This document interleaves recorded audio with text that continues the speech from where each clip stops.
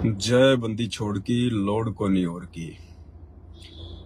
भाई और बहनों, अभी कुछ ही दिन पहले, 1 या 2 दिन पहले, हिसार जेल से सतगुरु रामपाल जी परमेश्वर जी की एक ऑडियो आई थी, विशेष संदेश नंबर 60। और उस विशेष संदेश नंबर 60 में सतगुरु रामपाल जी परमेश्वर जी ने, क्योंकि वर्तमान का समय तो परीक्षा का समय है और परमात्मा तो कोई भी कारण बना के किसी भी बहाने से भगत की परीक्षा लेंगे ही लेंगे। तो आप जी सतगुरुदेव भगवान के द्वारा ली गई उस परीक्षा में फेल हुए या पास हुए, आज हम इसी के ऊपर ये वीडियो बनाने जा रहे हैं। आप सभी भाई बहन लाइव जुड़िए, वीडियो को ज्यादा से ज्यादा व्हाट्सएप के ग्रुपों में, फेसबुक के ग्रुपों में, फेसबुक आईडी पर शेयर कीजिए।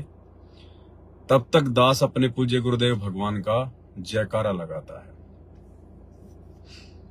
बंदी छोड़ सतगुरु रामपाल जी परमेश्वर जी की जय हो।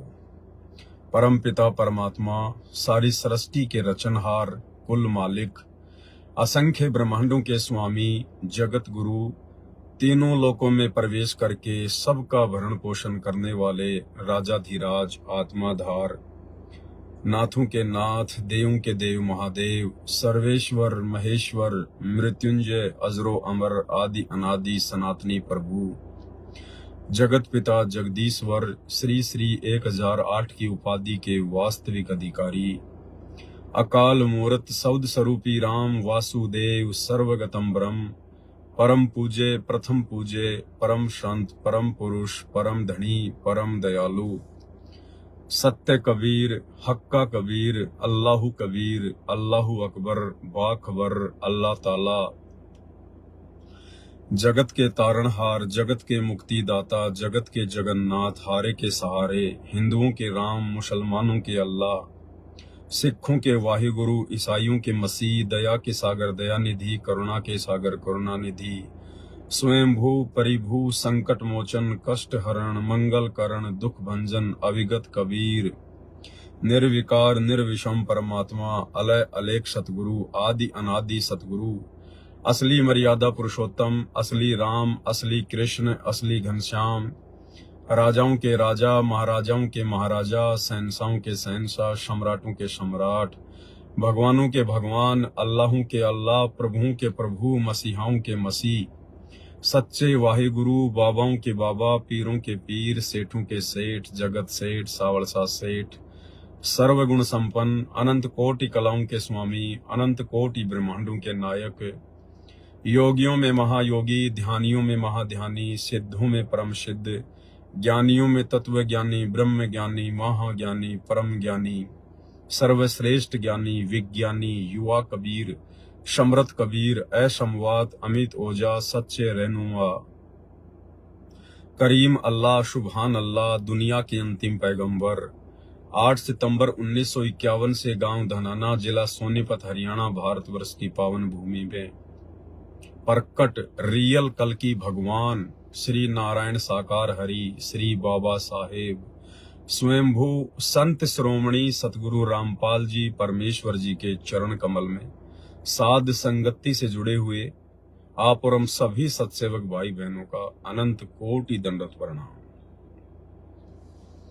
सत्साई भाई और बहनों, एक शिष्य के द्वारा, एक भगत के द्वारा अपने भगवान की, अपने सतगुरु की जो महिमा की जाती है, उनके शुभ नाम से पहले, उनके पवित्र नाम से पहले जो उपमात्मक उपाधियां दी जाती हैं, ये कोई सामान्य उपाधियां नहीं हैं। क्योंकि ये जितने भी उपाधियां हैं, दास तो खैर कुछ भी नहीं बोल पा रहा है। अगर एक मनुष्य जिसकी 100 साल की उम्र हो और 100 साल तक 24 घंटे दिन रात प्रत्येक श्वास में यदि वो इसी प्रकार से अपने गुरुदेव की उपमात्मक उपाधियों का नाम लेता रहे, तो 100 साल में भी उस परमात्मा की उपमात्मक उपाधियों के नाम समाप्त नहीं होने वाले। इतनी महिमा है सतगुरु रामपाल जी परमेश्वर जी की। इस कबीर भगवान की। तो हम तुच्छ बुद्धि कैटेगरी के जीव हम क्या परमात्मा की महिमा कर सकते हैं। लेकिन इस कलयुग में परमात्मा ने हमें जो मौका दिया है, जो सौभाग्य दिया है परमात्मा ने, हम तुच्छ जीवों की तुच्छ जिव्या के माध्यम से अपनी महिमा करवाने का, तो इसका तो हम कम से कम भरपूर लाभ उठाएं जितना हम गुरुदेव की महिमा कर सकते हैं। क्योंकि जितनी उनकी महिमा की जाएगी उतने ही हम पुण्य के भागी बनते हैं। हर प्रकार से परमात्मा हमारी भक्ति बनवाते हैं। तो भाई और बहनों, ये कोई सामान्य उपाधियां नहीं है।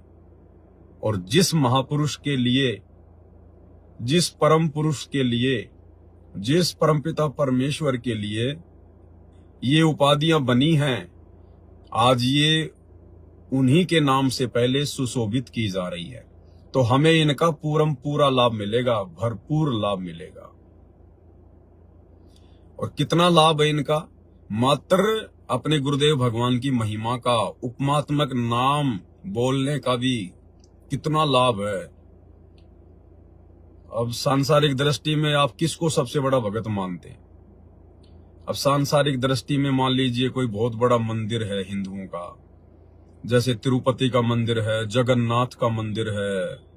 तो चलो जगन्नाथ के मंदिर के जो पांडे हैं, उसमें 10 पांडे हैं या 20 हैं या 50 हैं, जितने भी पांडे हैं जगन्नाथ के मंदिर में, 100 से कम तो क्या होंगे, क्योंकि इतना बड़ा मंदिर है, इतना बड़ा वहां का मैनेजमेंट है। कम से कम 100 पांडे मान लो। वो जगन्नाथ पुरी के 100 पांडे जो दिन रात वहां पे पूजा पाठ में लगे रहते हैं, अगर उन सभी पांडवों की 100 साल की उम्र हो और 100 साल तक वो जगन्नाथ के पांडे अगर जगन्नाथ भगवान की भक्ति करते रहें, मंत्र जाप करते रहें, आरतियां करते रहें, उन 100 पांडवों की 100 साल की भक्ति जगन्नाथ की, और सतगुरु रामपाल जी परमेश्वर जी के नाम से पहले मात्र एक बार ये उनकी उपमात्मक उपाधियों की महिमा उन 100 पांडवों की 100 साल की जगन्नाथ की भक्ति से 100 गुना ज्यादा है, 100 गुना ज्यादा। यानी जब 10 लाइव आता है और केवल एक ही बार लाइव में अपने गुरुदेव भगवान की जो महिमा करता है, उनकी उपमात्मक उपाधियों के नाम लेके, तो मुझे इतना पुण्य मिल जाता है, मुझे इतना भक्ति का लाभ मिल जाता है, जितना वो जगन्नाथपुरी के 100 पांडे 100 साल भक्ति करके भी प्राप्त नहीं कर सकते। क्यों? क्योंकि उन जगन्नाथपुरी के पांडवों की वो भक्ति शास्त्र विरुद्ध है। किसी भी धर्म ग्रंथ में वो भक्ति वर्णित नहीं है। वो मनमाना आचरण है, मनमुखी भक्ति साधना है। और यहां हम जो कर रहे हैं, जो परमेश्वर हमसे करवा रहे हैं, वो शास्त्र अनुकूल है, शास्त्र अनुकूल। इसलिए परमात्मा कहते हैं कि सत्संग की आदि घड़ी और तप के वर्ष 1000 तो भी बराबर है नहीं, कहे कबीर विचार। तो सतगुरु की महिमा तो बहुत है। आने वाले समय में तो पूरी दुनिया इस सतगुरु की महिमा ही करेगी। और आज हम जिस विषय पर लाइव आए हैं, क्योंकि देखो भाई और बहनों, दास की तो ड्यूटी परमात्मा ने इसी सब्जेक्ट पे लगाई है कि हम भाई बहन आपस में साथ संगतियों के माध्यम से, ज्ञान चर्चा के माध्यम से जितना हो सके उतना, ये जो प्राइम टाइम है भक्ति का, थोड़े से समय का, इस प्राइम टाइम में हम डगमग ना हो जाएं, विचलित ना हो जाएं, हमसे कोई छोटी मोटी कोई त्रुटि ना बन जाए जिससे हमारा काम बिगड़ जाए। कौन सा काम? मोक्ष प्राप्ति वाला काम। अगर मोक्ष नहीं हुआ तो फिर राजा भी बन जाएंगे, महाराजा भी बन जाएंगे, ब्रह्मा विष्णु महेश भी हम ही बनेंगे, 33 करोड़ देवी देवता भी हम ही बनेंगे, देवराज इंद्र भी हम ही बनेंगे। इस धरती पे आके फिर चक्रवर्ती राजा भी हम बनेंगे, प्रधानमंत्री राष्ट्रपति भी हम ही बनेंगे। क्योंकि ये जितने भी पदवियां हैं, जितने भी देव पद हैं, ये भक्ति के आधार से निर्धारित होते हैं। जिसकी जितनी भक्ति की होती है मनुष्य जन्म में, जिस आत्मा के द्वारा जितनी भक्ति की गई होती है, उस भक्ति के आधार से फिर ये उपाधियां मिलती हैं। अन्यथा इंसान तो इंसान ही है।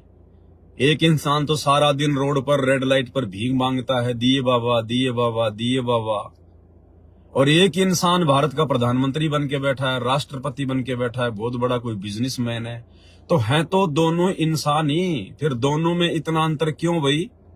क्या प्रधानमंत्री के अलग से कोई सींग है या कोई पूंछ लगी हुई है जो भिखारी के नहीं है? ये सब उनके पिछले जन्मों की भक्ति, शुभ कर्म, दान धर्म, इन सब के प्रतिफल में अगला जीवन निर्धारित होता है जब उसको मनुष्य जन्म मिलता है। तो भाई और बहनों, बहुत बड़ी रजा है गुरुदेव भगवान की। ये जो दुनिया है ये तो बहुत बाद में जाके आंखें खोलेगी, जब इनका सब कुछ लुट पिट चुका होगा। और आप और हमें परमात्मा ने समय रहते वो ज्ञान करवा दिया, वो जानकारी दे दी आत्म कल्याण के विषय में, जो जानकारी वर्तमान में ब्रह्मा विष्णु महेश को भी प्राप्त नहीं है। तो बताओ फिर हम अपने गुरुदेव भगवान की महिमा करने में पीछे क्यों रहें? तो आज का हमारा जो विषय है, आज का हमारा जो सब्जेक्ट है, वो है परमेश्वर के द्वारा ली जाने वाली सूक्ष्म परीक्षा का। और गुरुदेव भगवान ने हमारी परीक्षा ले ली। 60 नंबर विशेष संदेश जो अभी मंगलवार को आया है, उसमें परमेश्वर ने सूक्ष्म रूप से हम भक्तों की परीक्षा ली है। अब देखना यह है उस परीक्षा में कितने भगत फेल हुए हैं, कितने पास हुए हैं। और परीक्षा क्या है भाई और बहनों, अब हम वीडियो शुरू करते हैं आगे।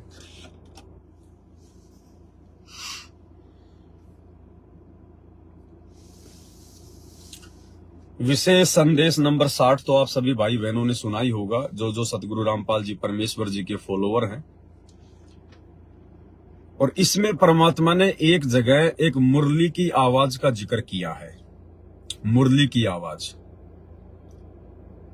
जो कि एक समय इस भक्ति में ऐसा आता है, जब हम उस लेवल पर पहुंच जाते हैं, हम उस स्टेज पर पहुंच जाते हैं, तो ना चाहते हुए भी हमें कानों से मीठी मीठी एक मुरली की आवाज सुनाई देती, एक ध्वनि सुनाई देती है।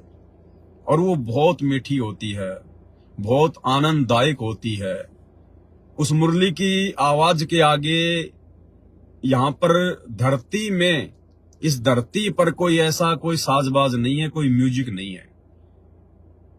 यानी अगर इस पृथ्वी पर भी अगर कोई बहुत अच्छा कोई म्यूजिक है, वो भी उसके आगे, जैसे 100 वाट के बल्ब के आगे 0 वाट का बल्ब होता है, उस प्रकार से यहाँ के फिर ये नकली म्यूजिक हमें फीके फीके लगेंगे वो मुरली की आवाज सुनने के बाद। तो परमेश्वर ने उस मुरली की आवाज का जिक्र किया है। और गुरुदेव ने बताया कि मुझे भी सुना करती थी, मैं भी सुना करता था, बहुत सारी बातें उसमें परमात्मा ने बताई हैं। और फिर परमेश्वर ने कहा कि आप चाहो तो सुन सकते हो। क्या कहा गुरुदेव भगवान ने? कि वो काल की है। यानी जो वास्तविक जो मुरली की आवाज है, जो सतलोक में जो मुरली बज रही है, जिसके बराबर दुनिया में कोई मुरली नहीं है, कोई ऐसी मीठी ध्वनि नहीं है, जो मुरली सतलोक में बज रही है, वो हमें इस शरीर में सुनाई नहीं देगी। हाँ, अगर परमात्मा चाहे तो आत्मा को शरीर से बाहर निकाल के कुछ समय के लिए मुरली सुना सकता है। लेकिन जब तक हमारी आत्मा इस शरीर में है, और यदि हमें वो कानों से मुरली की आवाज सुनाई दे रही है, तो वो काल की मुरली है, और वो भी बहुत मीठी है, बहुत मीठी। तो गुरुदेव ने कहा यदि आप चाहो तो कभी कभार उनको सुन सकते हो। और सुनने का तरीका बताया गुरुदेव ने कि एकांत स्थान पर जाकर बैठो, जहां पर कोई शोर शराबा ना हो, कोई डिस्टरबेंस ना हो, और अपने दोनों कानों में उंगली दे लो या कोई रुई वगैरह ठूंस लो, और फिर एकदम आंखें बंद करके ध्यान लगाओ।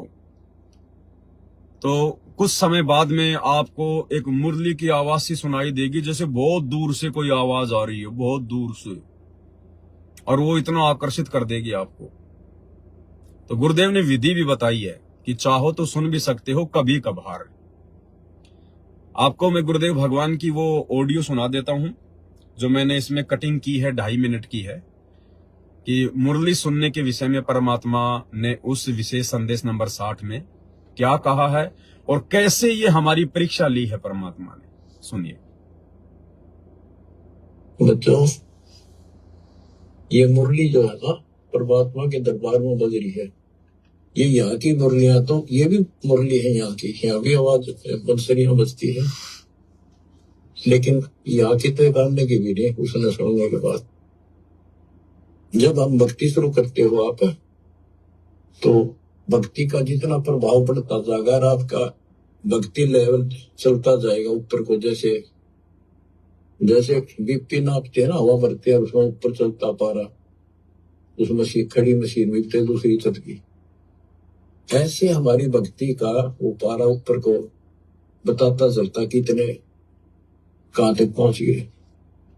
जब भक्ति ऐसी स्थिति में आ जाती है तो हम एक क्रिया करके देखते थे, उसकी वजह जरूरत नहीं, चाहो तो कर भी सकते हो। कति एकांत स्थान में सुबह सुबह कोई शोर ना हो, दोनों कान बंद करके ज्यादा देर नहीं, 5-4 मिनट रखो। कुछ देर के बाद आपको कुछ बाजी इधर उधर के बजते सुनोगे, बहुत सारे बात। कई दिन के अभ्यास के बाद आपको एक मुरली की ऐसी आवाज आएगी जैसे बहुत दूर से आ रही है, जैसे बहुत दूर बज रही हो, और वो जैसे सुना कर दूर, तो इतनी गजब की आओगी, कान में बुझा देगी कान को। दास को इतनी गजब की सुनती थी। फिर क्या होता है, कुछ दिन के बाद हम उस सतीथि से ऊपर उठ जाते हैं, फिर वो नहीं सुनती, वो हमारी सतीथि आगे बढ़ गई, हम उससे ऊपर जा गए, अब हमने सतलोक पहुंचना है। तो इतनी गजब की बजा करती है, मेरे मन में न्यू आवा थी, जस कोई स्पीकर होता ना उस टाइम कान का लाकर माइक, मैं उसको बाहर सुना सकता था, लेकिन ऐसी व्यवस्था जब ठीक हो रही, इतनी गजब की आवाज कत्ती न्यारी जो बोल रहा है, फिर खुले कान ना भी सुन लगी, एकांत होती। तो ये वो उस मुरली का जिक्र है। अब ये नहीं ना सुनेगी तो भी हो सकता है उस से ऊपर जा चुके होगी। हमारी तो शुरुआत थी, गुरु जी ने बता रखा था, मैं जो करता चालू था, बाकी वो कहीं भी इसकी जरूरत कभी नहीं। हमने तो बता रखा भक्ति करते हो, मोक्ष होगा भक्ति से। मुरली थोड़ा बात है, वहां जाकर सुन लियो, लेकिन यहाँ बतानी पड़ रही है क्योंकि ये नीचे वाले जो दूसरे पंथ है नकली काल के, विशेषकर ठेका राधा स्वामी और ने बकवाद करने का ले रखा बखांड का, ये लोग वो धुन सुने है, मुरली सुनती है। अब सुन लो उस मुरली का क्या हिसाब है। तो भाई और बहनों, ऑडियो आपने सुनी। परमात्मा ने मुरली सुनने के विषय में हमें विधि बताई है और कहा कि चाहो तो आप जी सुन भी सकते हो। परमेश्वर जी अपने सत्संगों में कहते हैं कि शब्द सैन सतगुरु की पहचान है, वो पावे अटल सुहागरे। जब तक ये जीव आत्मा इतनी चार्ज नहीं हो जाएगी कि अपने गुरुदेव भगवान के सत्संगों को समझने जब लगेगी, संकेतों को, तब जाके इसकी बात बनेगी। अब क्या संकेत किया गुरुदेव ने, ये आप और हमारी परीक्षा के लिए परमात्मा ने ये बात कही है। आप और हमारी परीक्षा के लिए परमात्मा ने ये मुरली की धुन सुनने वाली बात कही है।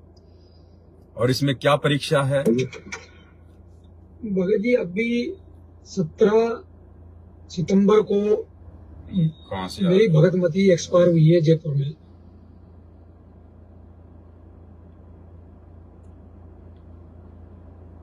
तो इसमें हमारी परीक्षा क्या है? दिन रात एक कर दी सतगुरु रामपाल जी भगवान ने हमें इस नकली लोक की स्थिति को समझाते हुए कि ये तो खोकापुर है, खोकापुर। और गुरुदेव कहते हैं, बच्चों तुमने केवल नाम सुना है सुख, लेकिन अभी तुम सुख की परिभाषा से परिचित नहीं हो। 21 ब्रह्मांड में केवल नाम है सुख, लेकिन सुख नाम की यहां पर छींट भी नहीं है। और हर प्रकार से परमात्मा ने जो 5 विकार हैं, जिनमें एक विकार है कर्ण विकार, यानी कान के माध्यम से हम जो मीठी मीठी धुन सुनते हैं, वो भी परमात्मा ने क्या बताया, एक विकार है। और जब तक ये विकार भी हमारा नहीं हटेगा, तब तक हम सतलोक के योग्य नहीं बन सकते। फिर परमात्मा हमें उस विकार में क्यों उलझा रहे हैं? कर्ण विकार बताया परमात्मा ने कि मीठी मीठी धुन सुनना भी एक विकार है, ये काल की साजिश है, काल की चाल है। फिर भाई गुरुजी हमें वो काल की मीठी मीठी धुन सुनने के लिए क्यों कह रहे हैं, और विधि भी बता रहे हैं और आदेश भी दे रहे हैं कि बच्चों तुम सुन भी सकते हो कभी कभार। परीक्षा यही होती है, सतगुरु की परीक्षा।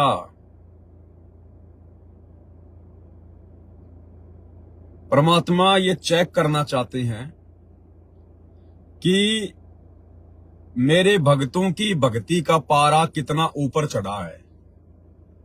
जैसे किसी का ब्लड प्रेशर नापते हैं, जो मशीन बताई गुरुदेव ने कि हाथ के बांध के वो पट्टा सा, और फिर उसको यूं दबाया जाता है, और वो बीपी नापने की मशीन की सुई है, जो पारा है वो ऊपर को चढ़ता जाता है, ऊपर को चढ़ता जाता है।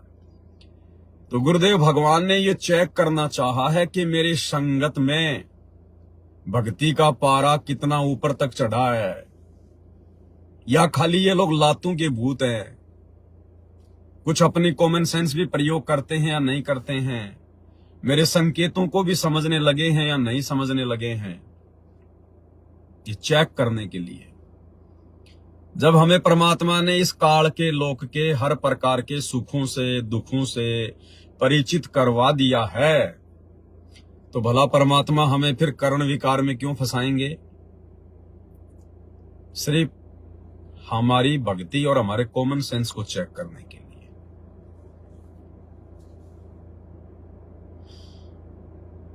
भाई और बहनों, बहुत सारी बातें परमात्मा ने हमें बताई।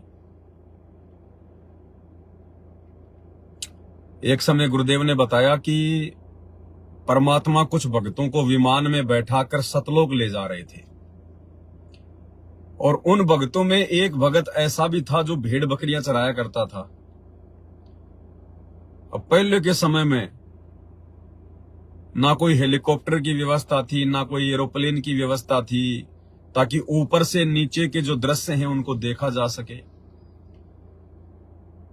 तो 500-700 साल पहले की बात। अब वो बेचारा भेड़ बकरी चराने वाला, और उस समय हरियाली बहुत हुआ करती थी, पेड़ पौधे जंगल बहुत हुआ करते थे। अब जो वो भेड़ बकरी चराने वाला भगत परमात्मा के विमान में बैठ के अपने अन्य भगत भाई बहनों के साथ जब ऊपर चलने लगा, तो नीचे से उसने जब अपने गांव को देखा तो बड़ा सुंदर दृश्य दिखाई दिया। पहाड़, नदियां और गांव और खेत खलियान और जंगल और हरे भरे पेड़। तो उसने कहा, अरे देखो रे देखो देखो कितना अच्छा दृश्य है, अरे वाह, अरे कितना सुंदर लग रहा है। भाई आनंद आ गया, मैंने तो ऐसा दृश्य कभी देखा ही नहीं। तो कहते हैं उसी समय वो भगत परमात्मा के विमान से ऑटोमेटिक नीचे गिरने लगा। तो दूसरे भगत ने कहा कि गुरुजी वो फला फला भगत तो नीचे गिर गया विमान से। तो गुरुदेव ने कहा कि बेटा अभी उसको इस काल की व्यवस्था बहुत अच्छी लग रही है। मैंने जो खोकापुर के बारे में तुम्हारे को बताया है, इस नकली लोक के बारे में जो इतने दिन समझाया बताया, इसको तो अभी ये नकली लोक बहुत अच्छा लग रहा है, बहुत सुंदर लग रहा है, इसके मन को आनंद आ रहा था। और बेटा जब तक पूरी तरह से इस नकली लोक के नकली सुखों को हम हृदय से त्याग नहीं देंगे, आत्मा से त्याग नहीं देंगे, जब तक नफरत नहीं बन जाएगी, तब तक भाई तुम सतगुरु के विमान में बैठकर सतलोक जाने के योग्य नहीं बन सकते। तो बेटा अभी तो उसको यही आनंद आ रहा है, इसलिए उसको नीचे छोड़ दिया कि जहां आशा तां बासा होई, और मन कर्म वचन सुमरियो सोई। अब भाई सतगुरु धरती पर है और वो ही सतगुरु है, और सतलोक ले जाने के लिए आया है, तो भाई परमात्मा हर प्रकार से ठोक बजा के भगत को चेक करता है, हर प्रकार से। तो सतगुरु ने ये देखना चाहा, ये हल्का सा आदेश देकर, और आदेश क्यों दिया परमात्मा ने? ताकि भगत दोषी ना बन जाए। देखो परमात्मा कुम्हार की तरह काम करता है, अंदर हाथ रख के ऊपर चोट मारता है, अंदर सहारा देता है, ऊपर हल्की हल्की चोट मारता है ताकि मटका फूट ना जाए और मटका जो है वो पक भी जाए। तो परमात्मा ने भगत को गुरु आदेश की अवहेलना से उसको बचा भी लिया, ये आदेश देके कि आप सुन भी सकते हो, और सुनने का आदेश देके परमात्मा ने परीक्षा भी ले ली।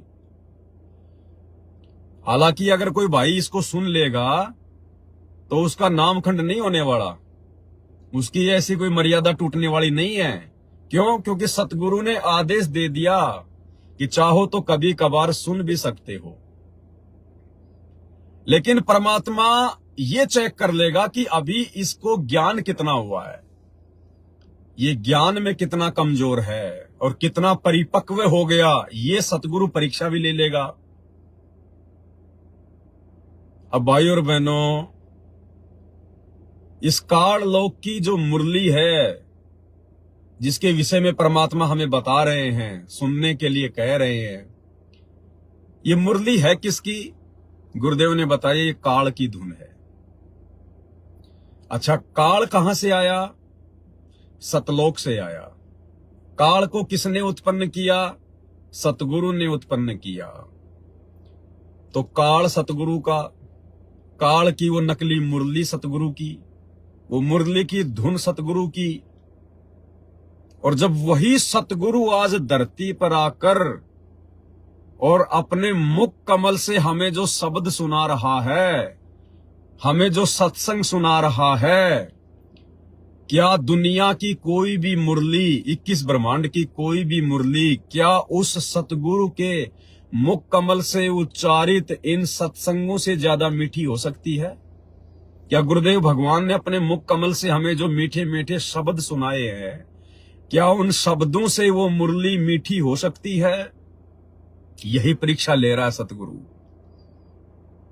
कि जिन जिन भक्तों ने वो मुरली की आवाज सुनने का प्रयास किया, या मन में भी आ गई कि मैं मुरली सुनूंगा कभी एकांत जगह बैठकर, या जिन जिन लोगों ने लगा के कान में उंगली और सुन ली है, क्योंकि बहुत सारों ने सुन ली होगी, हजारों ने प्रयोग कर लिया होगा अभी तक तो संत रामपाल जी की संगत में, तो ये उन भक्तों की परीक्षा हो गई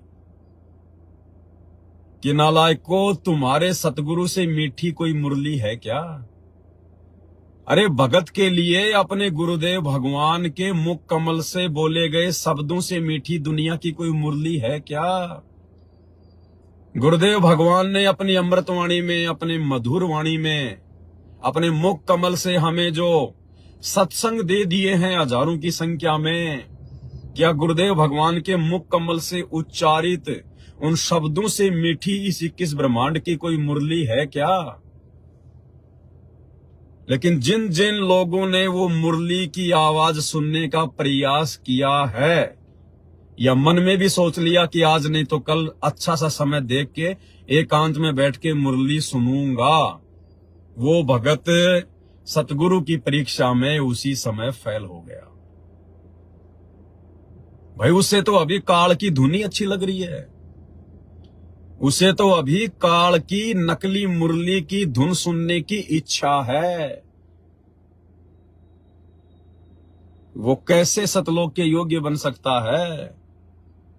अरे परीक्षा लेने के लिए तो कल को जब हम त्रिकुटी पर जाएंगे तो गुरुजी ने क्या बताया कि यही काल, जिस प्रकार वो मुरली की आवाज जीव को फंसाती है, इसका षड्यंत्र है, उसी प्रकार जब हम त्रिकुटी के लिए यात्रा करेंगे शरीर छोड़ने के बाद सूक्ष्म शरीर के माध्यम से, तो 72 करोड़ उर्वशियां एक से एक सुंदर, जो इस पृथ्वी पर कोई औरत सुंदर नहीं है, इतनी सुंदर 72 करोड़ औरतें ये काल हम जीवात्माओं को फंसाने के लिए वहां पर हमारे सामने खड़ी करेगा। और वो उर्वशियां नंगी हो के हमारे सामने आएंगी, हमें अपने प्रेम जाल में फंसाएंगी। ये काल शारदा को भेजेगा, शारदा, श्री ब्रह्मा जी की बेटी शारदा। ऐसे ऐसे ना जाने कितनी शारदाएं अपनी वीणा ले लेके, क्योंकि जो ब्रह्मा जी की बेटी है शारदा सरस्वती, वो जब वीणा बजाती है तो देवता लोग भी मंत्र मुग्ध हो जाते हैं। इतनी मीठी ध्वनि उसकी वीणा की निकलती है। ये लाखों सरस्वतियां भेजेगा और वो मधुर मधुर म्यूजिक बजाएंगी। और भाई और बहनों, यदि हम यहीं पर अगर मुरली की धुन सुनने की इच्छा पाल कर बैठे हैं, सतगुरु से इतना ज्ञान लेने के बाद, तो भला हम उस परीक्षा में कैसे बचेंगे भाई? हम उस परीक्षा में कैसे बचेंगे? क्योंकि गुरुदेव ने बताया, जब तुम शरीर छोड़कर त्रिकुटी के लिए चलोगे तो एक सौपन जैसा होगा। तुम्हें पता नहीं चलेगा कि मेरा शरीर छूट गया और मैं सतलोक जा रहा हूं और मैं त्रिकुटी पे जा रहा हूं और यहां ये क्या हो रहा है। इसी प्रकार से जैसे हम सत्संगों में जा रहे हैं, कहीं कोई मेला भरा हुआ है, कोई रीछ नचा रहा है, कोई म्यूजिक बजा रहा है, कोई 2 के 4 बनाने के लिए, जुआ खेलने के लिए कह रहा है, ऐसा ही लगेगा। तो हम तो फंसे फंसाए पड़े। जब सतगुरु से इतना ज्ञान लेने के बाद, और यदि हम वो काल की धुन सुनने की इच्छा अपने मन में रखे हुए हैं, तो अभी हम कमजोर हैं। अभी हम सतगुरु के सतलोक जाने के योग्य नहीं है, क्योंकि वहां पर भी तो इसी प्रकार से क्या कहा गुरुदेव ने कि जब तुम त्रिकुटी पर जाओगे तो ये काल क्या करेगा, ये मेरा रूप बना सकता है। हालांकि ये काल सतगुरु का रूप नहीं बना सकता। दास ने बहुत सारे वीडियो बना दिए, लेकिन परमात्मा को बोलना पड़ता है भक्ति विधान अनुसार। सतगुरु खुद काल का रूप बना के अपने भगत की परीक्षा लेता है त्रिकुटी पर। तो मान लीजिए वहां पर सतगुरु ने आपको आदेश दे दिया ये मुरली की धुन सुनने का या ये वीणा की आवाज सुनने का, तो आप क्या करोगे भाई? आप तो वही हरकत करोगे जो हरकत आप जी यहां कर रहे हो। क्योंकि ये धुन सुनना हमारे विशेष नियमों में शामिल नहीं है कि हमने फॉलो करना पड़ेगा। ये धुन सुनना सतगुरु का कोई वो आदेश नहीं है जो आदेश हमने फॉलो करना ही पड़ेगा। ये एक ऑप्शनल आदेश है। गुरुदेव ने कहा कि चाहो तो सुन सकते हो, ये आदेश हो गया, लेकिन साथ में गुरुदेव ने ये भी कह दिया कि चाहो तो, अगर हम गुरुदेव के उस आदेश की पालना नहीं करेंगे तो हम उनके दोषी नहीं हैं, क्योंकि ये ऑप्शनल आदेश है। ऑप्शनल, करना ना करना, मानना ना मानना भगत के ऊपर छोड़ दिया गुरुदेव। तो यही आदेश, यही सतगुरु वहां दे देगा त्रिकुटी पर, तो क्या करोगे? फंसे फंसाए पड़े, क्यों डले डोए फिर धरती पर इतने साल भक्ति करके। तो भाई ये सतगुरु की परीक्षा, सतगुरु ने ये चेक किया कि इन भक्तों की आस्था मेरे द्वारा इतना ज्ञान दिए जाने के बावजूद भी इस काल लोक की किसी व्यवस्था में है या नहीं है, जरा चेक तो करूं। तो परमेश्वर ने चेक किया, और यदि हम ये नकली धुन सुनने की इच्छा पाल के बैठे रहे तो सतलोक वाली असली धुन कभी जिंदगी में नहीं सुन पाएंगे, क्योंकि सतलोक जा ही नहीं पाएंगे फिर। अरे सतगुरु रामपाल जी भगवान के मुख कमल से बोले गए शब्दों से मीठी कोई धुन है क्या? कोई गाना है क्या? कोई म्यूजिक है क्या? और इसी सतगुरु ने जब एक बार मुरली बजाई, मुलुकदास जी क्या कहते हैं? जपो रे मन साहेब नाम कबीर, जपो रे मन साहेब नाम कबीर। मुलुकदास जी कह रहे हैं केवल अपने गुरुदेव भगवान का नाम जपो, वो असली मुरली है, असली मुरली। एक समय गुरु बंसी बजाई कालंदरी के तीर, एक समय गुरु बंसी बजाई कालंदरी के तीर। सुर नर मुनि जन थकत भये वो रुक गया दरिया नीर, जपोरे मन साहेब नाम कबीर। जब हमारे गुरुदेव सतगुरु रामपाल जी भगवान ने जब मलुकदास जी की विशेष प्रार्थना पर जब एक समय जमुना जी के तीर, जमुना जी के किनारे पर मुरली बजाई, क्योंकि मलुकदास जी पहले श्री कृष्ण जी के पुजारी थे, और उन्होंने कहा कि जी मैंने सुना है कि एक बार श्री कृष्ण जी ने इतनी मीठी मुरली बजाई, इतनी मीठी बांसुरी बजाई कि गाय भी उनकी बांसुरी की आवाज सुनने के लिए आ जाया करती थी। तो गुरुदेव भगवान ने कहा, सतगुरु रामपाल जी परमेश्वर जी ने कहा, क्योंकि यही परमात्मा अपनी आत्माओं के लिए भिन्न भिन्न रूप में भिन्न भिन्न नामों से आते रहते हैं, तो कहा भाई एक दिन हम भी बजा के दिखाएंगे तुझे मुरली। और मलुकदास जी को लेके परमात्मा जमुना जी के किनारे गए, और मालिक ने यूं हाथ किया था, ऊपर से सतलोक से मुरली आ गई परमात्मा के हाथ में, और गुरुदेव भगवान ने वो मुरली बजाई।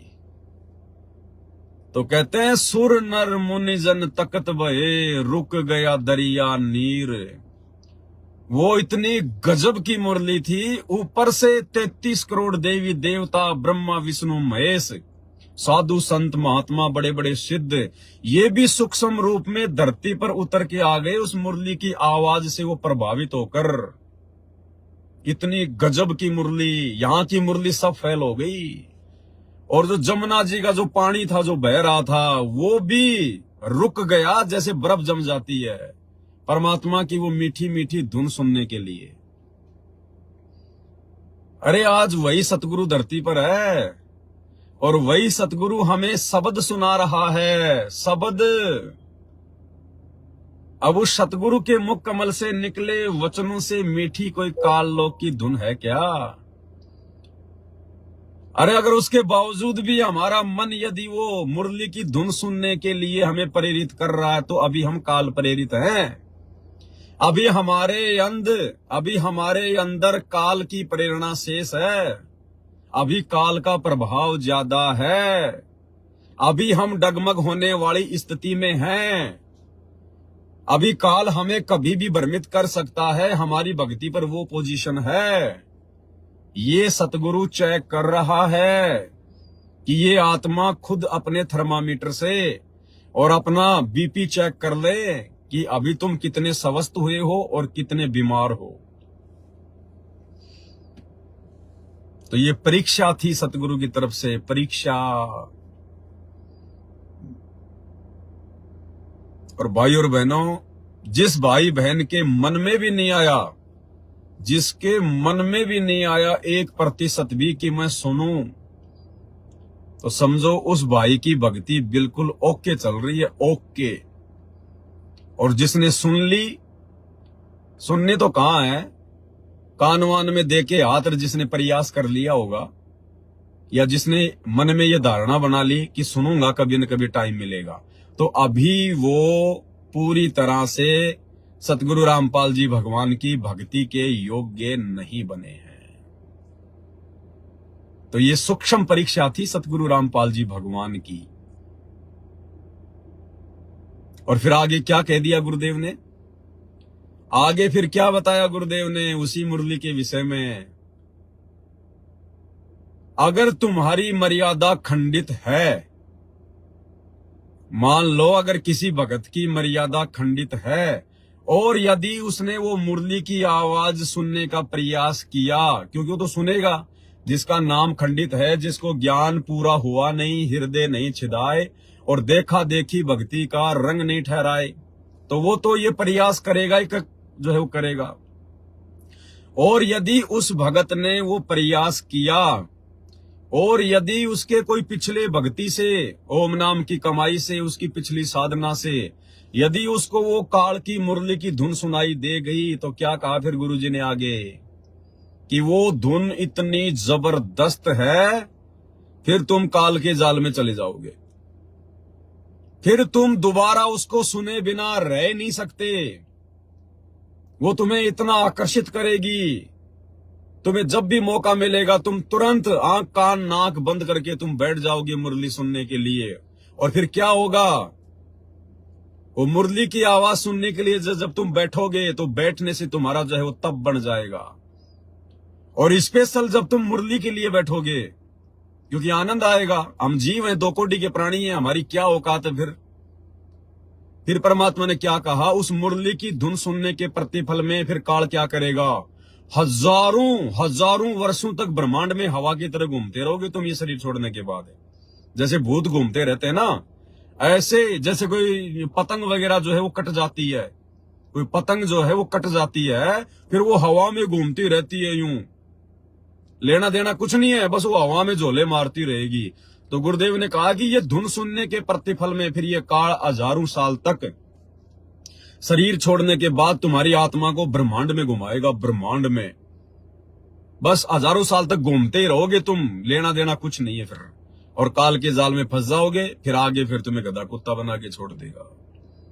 तो दोनों चीज परमात्मा ने बता दी। समझदार के लिए संकेत भी कर दिया परमात्मा ने। और अगर परमात्मा इसका यदि ये बुरा जो परिणाम जो निकलता है अगर वो ना बताते तो भी हमने वो धुन नहीं सुननी। तो फिर क्या बताया परमात्मा ने, किस प्रकार से हमें सावधान भी किया गुरुदेव ने।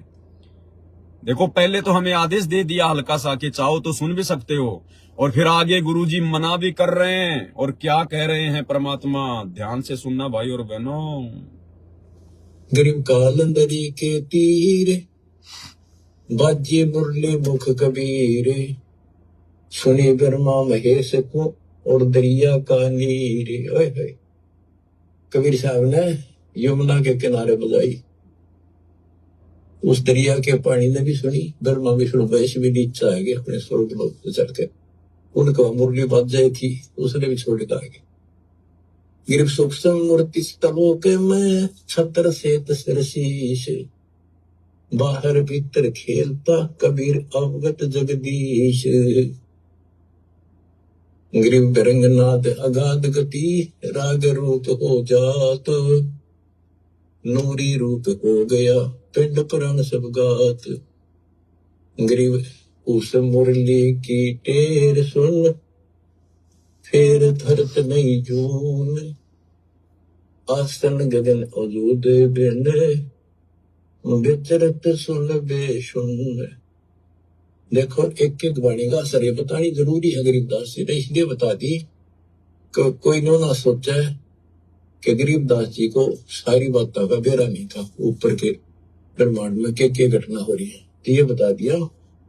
अगर यानी गुरुदेव भगवान कह रहे हैं कि मुझे तो बताना जरूरी है, क्योंकि गरीबदास जी लिख के चले गए।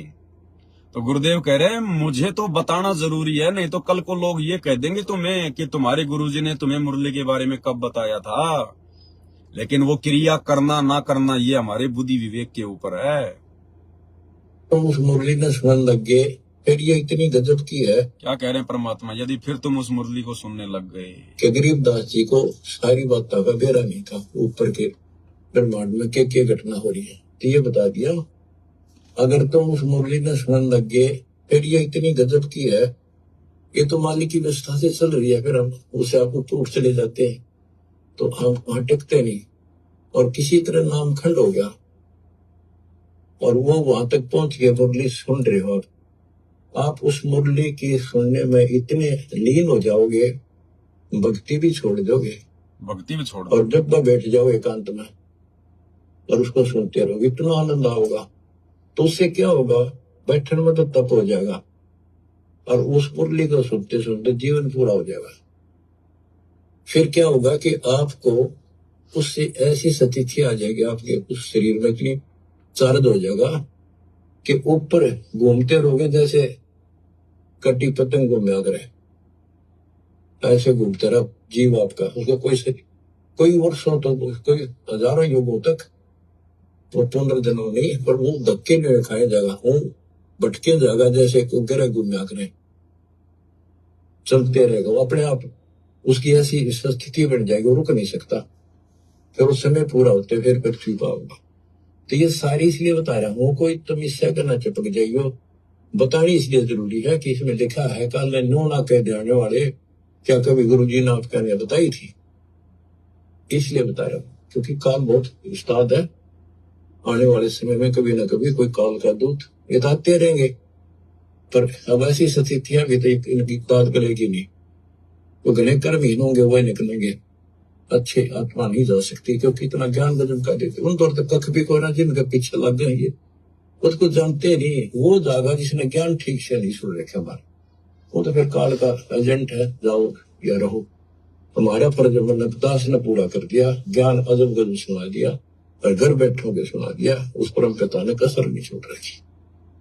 और भाई अब भी नहीं समझोगे, तो अब भी नहीं पहचानोगे उस अपने मालिक ने, तो फिर कौन सा तरीका अपनाओगे? वह मेरे ख्याल से ये कोई कसर रह नहीं रही। ज्ञान समझाऊं मैं, घर घर बहुत विचार हो, अब घर घर पहुंच के था, घर बैठे सुन, गाड़ी में सुन लो, खेत में सुन लो, मजदूरी करते हो वहां बैठो वहां सुन लो, दुकान पर सुन लो, नौकरी पर सुन, टाइम मिले चलते फिरते, तो मालिक का भजन हो। तो बताओ भाई और बहनों, परमात्मा ने उस मुरली का नुकसान भी बता दिया, और लास्ट में गुरुजी ने यह भी कह दिया तुम उसी के चिपक के मत रह जाना। मेरे द्वारा बताना तो जरूरी था, क्योंकि गरीबदास जी लिख के चले गए, लेकिन तुम उसी के मत चिपक जाना। और शुरू में गुरुजी ने आदेश भी दे दिया कि चाहो तो सुन भी सकते हो, और फिर उसके नुकसान भी बता दिए। और उसके बावजूद भी यदि किसी मूर्ख ने ये सुनने का प्रयास किया है, ये ऑडियो सुनने के बाद, या जिसके मन में भी आई है कि मैं सुनूंगा देखे कभी न कभी, तो भाई अभी वो भगत भक्ति मार्ग में बहुत कमजोर है। अभी उसको काल के नकली सुख ही अच्छे लग रहे हैं। अरे जब तक हम इस काल के लोक की तरफ से, इस काल की तरफ से जीवित नहीं मर जाएंगे, गुरुदेव ने यही तो समझाया, और यही तो परमात्मा का प्रयास है कि झूठे सुख को सुख कहे तू मान रहा मनमोद, ये सकल चबीना काल का, कुछ मुख में कुछ गोद। हमने तो अपने जो बेटा बेटी हैं, जो प्रॉपर्टी है, जो धन संपत्ति है, हमने तो उसका भी ज्ञान को आधार बना के आत्मिक रूप से मोह छोड़ना जो है वो पड़ेगा। ठीक है, जब तक परिवार में रह रहे हैं, सबके साथ प्यार प्रेम से रहना है, जिम्मेदारियां निभानी है, लेकिन वो मोह ममता हमने त्यागनी पड़ेगी कि ये मेरे नहीं है, इनमें सुख नहीं है, ना मुझे ये सुख दे सकते, मुझे सुख देंगे मेरे संस्कार, मेरे अच्छे कर्म, मेरी भक्ति। अन्यथा बेटा बेटी तो बहुत हैं लोगों के, जूतों से मारते हैं अपने माँ बाप को, वृद्धाश्रम में छोड़ के आते हैं, उनकी दुर्गति कर रखी है, रोज सोशल मीडिया पर आती है, उनकी बहुएं उनको हाथ पकड़ पकड़ के घर के बाहर फेंकती हैं। तो बेटा बेटी तो वो भी हैं उनके, तो क्या बेटा बेटी ने सुख दिया? और जिसके बेटा बेटी यदि किसी की बुढ़ापे में अच्छी सेवा करते हैं, प्यार प्रेम से बोलते हैं, तो भाई ये उस बुढ़े और बुढ़िया के ये कोई शुभ कर्म है, या तो वर्तमान के या पिछले जन्म जन्मांतरों के। तो भक्ति के प्रतिपल में ही परमात्मा उसको थोड़ा बहुत बुढ़ापे में सुख की अनुभूति उसके बेटा बेटी या बहू के माध्यम से करवा रहा है।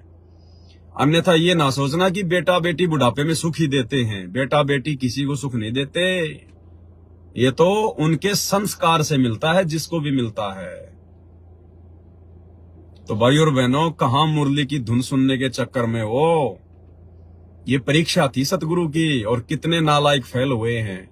अपना आंकलन खुद कर लेना, और यदि ऐसी गलती कर दी है तो तुरंत सतगुरु के चरणों में पड़ के नाक रगड़ के माफी मांग लेना कि परमात्मा, दास या दासी से बहुत बड़ी गलती हुई है मेरे मालिक, मैं आपके संकेत को समझ नहीं पाई, और गुरुदेव भगवान मुझे माफ करो, आगे से ऐसी गलती नहीं होगी, आप हमें सद्बुद्धि दो परमात्मा। बहुत भयंकर जाल है काल का। तो ये सतगुरु ने हमारी परीक्षा ली, परीक्षा। और भी बहुत सारी बातें हैं भाई और बहनों। एक हमारी बहन है, उसने, वैसे शंका की कोई गुंजाइश तो नहीं रही वर्तमान में, क्योंकि परमात्मा ने दास को 2015 से निमित्त बना के और भगत समाज की शंकाओं का ही समाधान करवाया है। हजारों की संख्या में दास के फेसबुक पेज के ऊपर वीडियो पड़े हुए हैं। परमात्मा ने दास से पुस्तक भी लिखवाई शंका समाधान, और भी बहुत सारे तरीकों से भाई बहनों की शंकाओं का समाधान किया गया है। और शादी विवाह को लेकर भी दास ने सारी शंकाओं का समाधान जो है उस पुस्तक में किया हुआ है, शंका समाधान में। इसके बावजूद भी एक बहन की शंका आई है, उन्होंने सवाल किया है। ये बहन है सुजाता दासी, कहां से है मैं नहीं जानता। सच्चाई भाई जी, आप जिसे 2 बात पूछनी है, सर्दी का नहीं, ये नहीं है, ये अलग है। हाँ, ये सच्चाई भाई जी, मेरी कुछ शंका है। एक भगत के साथ मेरी रमेणी की बात चल रही है। पहले आप इनका मैसेज सुनिए पूरा। सच्चाई भाई जी, मेरी शंका है, एक भगत के साथ मेरी रमेणी की बात चल रही है। रमेणी यानी सतगुरु रामपाल जी परमेश्वर जी के पंथ में रमेणी कहते हैं शादी विवाह को। एक भगत के साथ मेरी रमेणी की बात चल रही है। मम्मी मान भी गई है, पर वो ये बोल रही है कि मैं अपना बेटा मानकर यही पास में एक प्लॉट देकर रखूंगी। मेरी मम्मी जगत वाली है, यानी उसने नाम उपदेश नहीं ले रखा है, पर परमात्मा की आरती सुनती है। मेरी मम्मी बोली, यदि तू चली गई तो थोड़ा बहुत आरती ज्ञान सुन लेती हूं, फिर कैसे सुनूंगी, मैं तो पढ़ी लिखी भी नहीं हूं। और दूसरी बात यह है कि वो बोली, उसकी मम्मी कह रही है कि सभी रिश्तेदारों को बुलाऊंगी और खाना भी खिलाऊंगी। मैंने बोला खाना पीना साधारण होना चाहिए, पर वो बोली मैं तो अच्छा से अच्छा खाना खिलाऊंगी। तो भाई इन सब बातों से क्या मेरी मर्यादा खंड हो जाएगी? प्लॉट के लिए तो मैंने ये बोल दिया कि चलो जब तक हमारे गुरुजी नहीं आएंगे आपके साथ रह लेंगे, बाकी मालिक के आने पर जैसी भी वो हमारी व्यवस्था करेंगे हम वैसा ही करेंगे। भाई और बहनों, परमात्मा कहते हैं ये सौदा फिर नाही रे संतो, ये सौदा फिर नाही, लोहे जैसा ताव जात है काया ले सराई। भाई इस पवन दास ने तो गुरुदेव भगवान के ज्ञान के आधार से आप लोगों को शादी विवाह के संबंध के विषय में हर बात बता रखी है। और दास का तो प्रथम और अंतिम इस रमेणी के विषय में, शादी विवाह के विषय में, वर्तमान में जो परिस्थितियां हैं, हमारे गुरुदेव भगवान अपने मिशन के लिए जेल में हैं और हमने क्या करना है क्या नहीं करना है उस हिसाब से दास ने तो बिल्कुल क्लियर कर रखा है कि जब तक गुरुदेव भगवान इस हार जेल से नहीं आ जाते हैं, भाई इस रमेणी वेमेणी के चक्कर में मत पड़ो, शादी विवाह के चक्कर में मत पड़ो, क्योंकि वर्तमान समय परीक्षा का समय चल रहा है। और ये जो रमेणियां होती है ना हमारे पंथ में, ये फ्री में होती हैं, मुफ्त में होती हैं। और ध्यान रखना, मुफ्त की चीज की कोई वैल्यू नहीं है। जब तक भगत को ज्ञान नहीं होगा तब तक मुफ्त की चीज की कोई वैल्यू नहीं है। घर की मुर्गी दाल बराबर। साल 2 साल बाद किसी भी बात को लेके तुम्हें ठोकर मार के कोई और पकड़ लेगा, क्योंकि फ्री मिलती हैं, क्योंकि फ्री मिलती हैं। ये परीक्षा का समय है, आप किसी के अंदर की बात नहीं जान सकती। कोई भी आदमी होता है अपना काम निकालने के लिए हमेशा मीठा ही बोलेगा, प्यारा ही बोलेगा। वो अपना वो वास्तविक रूप, वो चेहरा, वो व्यवहार, वो आचरण नहीं दर्शाएगा जो असल में वो है। लेकिन अपने स्वार्थ के लिए, अपना काम निकालने के लिए गधा भी जो है गाय बन के पेश आएगा। तो ये परीक्षा का समय है भाई। और इस परीक्षा के समय में मैं पवन दास ना तो अपने सत्सेवक भाई बहनों के समर्थन में हूं, और सतलोक आश्रम मैनेजमेंट हरियाणा की तो बात ही छोड़ दीजिए, उनका तो कोई हिसाब किताब ही नहीं है। और सतलोक आश्रम मैनेजमेंट हरियाणा में जो रमेणियां होती हैं, जो ब्याह शादी होती हैं, क्या आप लोगों ने उनसे शिक्षा नहीं ली? कितनी हमारी बहनों को गर्भवती करके छोड़ रखा है। कितनी बहनों के 1 संतान 2 संतान होने के बाद में उनको पीयर में छोड़ रखा है, और दूसरी रमेणियों की तैयारी कर रहे हैं, क्योंकि फ्री में मिलती है। फ्री में बाप जेल में बैठा है, किसी को कोई डर नहीं है, समाज की कोई शर्म नहीं है। तो भाई ये परीक्षा का समय है। मेरे से इस विषय में पूछने की आवश्यकता नहीं है। ये तो मैं जानबूझ के इस मैटर पर आप लोगों के साथ में चर्चा कर रहा हूं, अन्यथा इस बहन को जवाब देने की मुझे कोई आवश्यकता नहीं है, क्योंकि इस विषय में दास हर बात बोल चुका है। और क्या कह रही है बहन? एक भगत के साथ मेरी रमेणी की बात चल रही है, तो बहन आप मर्यादा में नहीं हो, आपकी मर्यादा खंडित है गुरुदेव के ज्ञान आधार से, साथ संगति के नियम और मर्यादाओं के आधार से। क्योंकि जब तक हमारी शादी हो नहीं जाती है, जब तक हमारी रमेणी नहीं हो जाती है, तब तक हम किसी को भी विषय वासना की दृष्टि से नहीं देख सकते। और आप तो खुद ही रमेणी की बात चला रही हैं उसके साथ में, अपने गुरु भाई के साथ में आप खुद ही रमेणी की बातें कर रही हैं। तो आपकी भक्ति कहां चल रही है? आपकी मर्यादा कहां है? जब तक रमेणी नहीं हो जाती तब तक हर व्यक्ति को अपने भाई की दृष्टि से देखना है। क्या आपको नहीं पता इन सब बातों का? ये कॉमन सेंस की बात नहीं है क्या? और आप तो खुद ही उस भगत से अपनी शादी की बात कर रही हैं, तो आप दोनों के अंदर रमेणी से पहले भाई बहन वाली बातें कहां हैं? भले आप लोगों ने शारीरिक रिश्ते ना बनाए हों, लेकिन आप लोगों के विचार तो फिर वही गंदे हो गए। पति पत्नी की दृष्टि से, प्रेमी और प्रेमिका की दृष्टि से आप लोग एक दूसरे से बातें कर रहे हैं कि वे रमेणी कब करोगे, आप कहां के रहने वाले हो, कैसे रमेणी होगी। तो ये बातें कोई गुरु बहन या गुरु भाई आपस में थोड़ी कर सकता है। आप दोनों तो आपस में भाई बहन हैं, और भाई बहन आपस में कैसे अपनी शादी की बातें कर सकते हैं? या तो आपके माता पिता करेंगे, या आपके रिश्तेदार करेंगे, या आपके कोई अन्य गुरु भाई बहन करेंगे।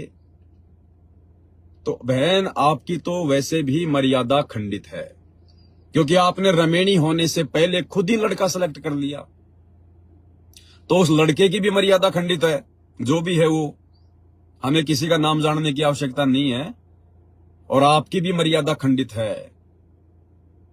और ध्यान रखना भाई और बहनों, जिस जिसको इस पवन दास ने मना किया है, जिन जिन लोगों ने मेरे से रमेणी की बात की है, और जिन जिन को दास ने मना किया है, और यदि जबरदस्ती उन्होंने रमेणी की है, तो भाई वो परमात्मा से नीचे गिरे, नीचे।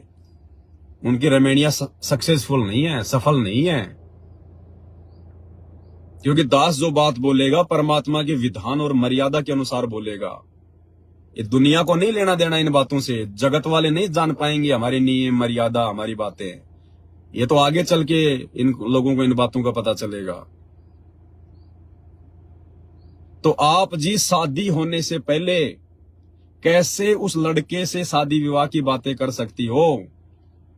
आप मर्यादा में नहीं हो, आपके विचार गंदे हैं, और फिर अपने आप को सत्सेवक कहते हो आप लोग। तो भाई और बहनों, अब इन बातों पे विचार करो। और क्या जल्दी हो रही है भैया? ऐसी क्या जल्दी हो रही है? फिर तुम्हारे में और सतलोक आश्रम मैनेजमेंट हरियाणा वालों में क्या अंतर है? अरे उन फर्जी आश्रमों से, फर्जी सतलोक आश्रमों से वर्तमान में लाखों की संख्या में लोग जा जाके सार नाम, सार शब्द क्यों ले रहे हैं? क्योंकि उनको अपने गुरु पर विश्वास नहीं है। क्या पता गुरु जी जेल से आएंगे, नहीं आएंगे, उम्र कैद की सजा है, फलाना है, दिखना है। क्या पता बाद में सार नाम मिले ना मिले, मेरा शरीर छूट जाए, मैं सतलोक जाऊं ना जा पाऊं। तो जो मूर्खता वो लोग दर्शा रहे हैं अपने गुरु को मानुस मानकर, ज्ञान की कमी के चलते, कि क्या पता गुरुजी आएंगे नहीं आएंगे, कब आएंगे, अपने तो सार नाम ले लो। अरे बस का ड्राइवर और 5-10 मिनट के लिए कहीं बाहर चला गया हो, बस का ड्राइवर 5-10 मिनट के लिए कहीं बाहर चला गया हो, या बस से नीचे उतर गया हो, हैं, और तुम सीट के लिए लड़ाई झगड़ा कर रहे हो, मारामारी कर रहे हो, और बस में ड्राइवर है ही नहीं, तो चाहे वो वोल्वो बस क्यों ना है, बैठे रहो सारा दिन। जब तक वो ड्राइवर आके सीट पर नहीं बैठेगा, वो बस आगे नहीं चलने वाली। कितना ही लड़ लो झगड़ लो सीट पे बैठ बैठ के भी तुम थक जाओगे।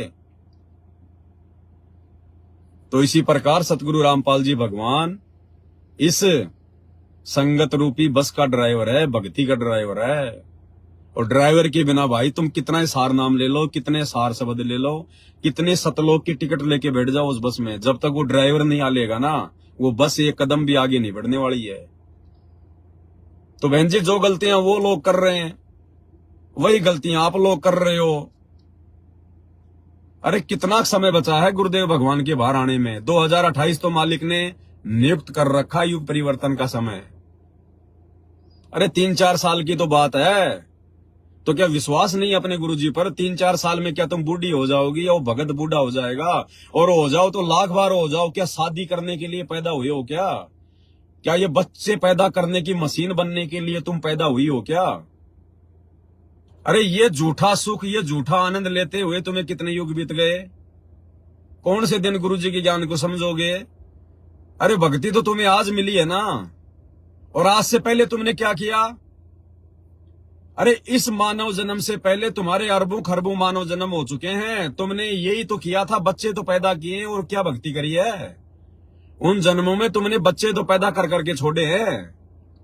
कभी राजा बन गए तो 2-2 हजार रानियां बनाई, 100-100 रानियां बनाई, 10-10 हजार शादियां की राजा जनक के जैसे। तो उन जन्मों में तुमने किया क्या विषय वासनाओं के अलावा? इन कुकर्मों के अलावा हमने किया क्या है उन जन्मों में? भक्ति तो आज मिली है। और ये 10-20 साल की उम्र है तुम्हारी। अब 10-20 साल की उम्र में बच्चे पैदा करके तुम बड़ा भारत की क्रिकेट की टीम बना दोगे। ज्ञान को आधार बनाओ, ज्ञान को आधार। इस कुक्रम में जब तक लिप्त रहोगे, विषय वासना के कुक्रम में, तुम भगत बन ही नहीं सकते। ये कबीर साहिब की अमरवाणी है, अपने दिमाग में गोल लेना कि भग भोग्या भग उपजय। भग यानी योनि, और भोग्या यानी उसको भोगना, उसको भोगने वाला। भग भोग्या भग उपजय। उपजय यानी पैदा होना। जब तक इंसान भग भोगेगा, विषय वासना के चक्कर में पड़ा रहेगा, तब तक उसका बारंबार उसी योनि से जन्म होता रहेगा। भग भोग्या भग उपजय, भग से बचा न कोई, और जय कोई भग से बचे, भगत कहावे सोए। ये कबीर परमात्मा की अमरवाणी है। अरे आज तुम्हें सतगुरु मिल गया, इतना ज्ञान दे दिया, थोड़ा सा समय बचा है मोक्ष का। जब तक धरती पर सतगुरु है तब तक ये मोक्ष का समय है। थोड़ा सा समय बचा है, और साथ संगति से जुड़ के तुम्हें इतनी सारी बातों का पता चल गया, और तुम उसी बच्चे पैदा करने के चक्कर में पड़े हुए हो अभी भी। तो तुम क्या ज्ञान को समझे भाई? कहां तुम भक्ति को समझे, कहां तुम ज्ञान को समझे? आज तुम शादी करोगे, अब ये तो है नहीं कि शादी करने के बाद में तुम लोग जो है मतलब ब्रह्मचारी बन जाओगे। 15-20 साल से पहले तुम्हारा वो पीछा नहीं छूटेगा विषय वासना से। 15-20 साल में सतगुरु सतलोक जा लेगा, फिर ले लेना यहाँ पे अंडे, फिर यहाँ बच्चे पैदा करते रहना। अगले जन्म में फिर कुत्ती बन के 12-12 करना, सूरी बन के 12-12 करना, फिर पैदा, फिर करना यहाँ पे फौज तैयार कर देना। तो थोड़ा बहुत दिमाग लगाओ, विचार करो। ये स्पेशली इसी बहन के लिए नहीं है, इस बहन का तो ये मैसेज आ गया, इसलिए इस बहन को आधार बना के सभी को मैसेज दिया जा रहा है। अरे क्या हम इसी कर्म के लिए पैदा हुए क्या? और ये कर्म नहीं करेंगे तो हमारा मनुष्य जन्म सफल नहीं होगा क्या? ये कर्म यदि करेंगे तो जरूर ये मनुष्य जन्म फैल हो सकता है, विफल हो सकता है। नहीं करेंगे तो जरूर सफल हो जाएगा। और यदि भक्ति सत्य करेंगे, सत्य भक्ति हमें मिली गई, अब यदि मर्यादा में रहेंगे और इस कुकर्म से दूर रहेंगे तो ही हम भक्ति कर पाएंगे। नहीं हम भगत भी नहीं बन पाएंगे। भगत भी चाहे सात संगति से जुड़े हो भाई बहन हो, चाहे सतनाम मिल गया हो, चाहे प्रथम नाम मिल गया हो, चाहे सतलोक आश्रमों से जुड़ा हुआ भाई बहन हो, चाहे सतनाम मिल गया हो, चाहे सार नाम मिल गया हो, चाहे सार शब्द मिल गया हो, अगर अभी तक उसने ये विषय वासना का गंदा खेल खेलना नहीं छोड़ा है, वो अभी भगत की श्रेणी में भी नहीं है, चाहे वो अपने आप को सारनामी समझ रहा है। परमात्मा की वाणी है भाई, भग भोगा भग उपजय, भग से बचा न कोई, और जो कोई भग से बचे भगत कावे सोई। तो अभी तक तो भक्ति के आसपास भी नहीं है, भक्ति के आसपास भी। अरे आदरणीय गरीबदास जी महाराज जी की 4 लड़कियां थी, 4 लड़कियां, और 250 साल पहले की बात है। उन चारों लड़कियों ने गरीबदास जी से ज्ञान सुनने के बाद, उपदेश लेने के बाद में आजीवन शादी नहीं करी। आजीवन कि पिताजी हमें तो आत्मा का कल्याण करवाना है, और जबकि गरीबदास जी से किसी का कल्याण नहीं होना था, क्योंकि वो 12वां पंथ था, वो काल का पंथ था। गरीबदास जी किसी को पार करने नहीं आए थे, गरीबदास जी केवल ग्रंथ साहिब लिखने आए थे। जबकि उन आत्माओं का तो उद्धार भी नहीं हुआ, जिन्होंने अपने आत्म कल्याण के लिए और आजीवन ब्रह्मचारी रही, साध्वी रही, अपने घर पे रह के उन्होंने भक्ति करी, अपने माता पिता के घर पे रह के। कमाली 650 साल पहले परमात्मा की मुंह बोली बेटी, कभी सुना क्या आपने कि उस कमाली ने जो हमल की शादी की थी अपने आत्म कल्याण के लिए, अनमैरिड रही, और आज वो ही कबीर धरती पे है। और नालायकों, आज तो मोक्ष का टाइम है, प्राइम टाइम है, और कितना समय बचा है हमारे पास में। जब तक गुरुजी धरती पे हैं तब तक मोक्ष के द्वार हैं। गुरुजी जिस दिन धरती से चले गए, मोक्ष के द्वार बंद। फिर जो भक्ति करो, अपना भक्ति धन जोड़ो और हजारों साल तक मनुष्य जन्म प्राप्त करो, और जैसा भी सुख दुख है अपना भोगते रहो। तो भाई किस चक्कर में पड़े भगत जी हम? मैं ये नहीं कह रहा कि तुम रमेणी मत करो, वो तुम्हारी इच्छा है, करो ना करो। भक्ति में अगर रमेणी करोगे तो भी दिक्कत नहीं है, और नहीं करोगे तो भी दिक्कत नहीं है, लेकिन मर्यादा और भक्ति। और भाई ये जब तक ये कुकर्म करते रहोगे तो मर्यादा टूटती रहेगी।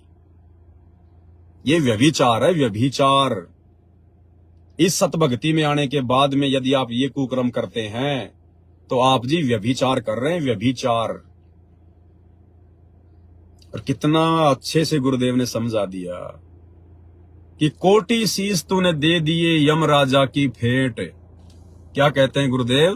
करोड़ों शीश तूने दे दिए यम राजा की फेट।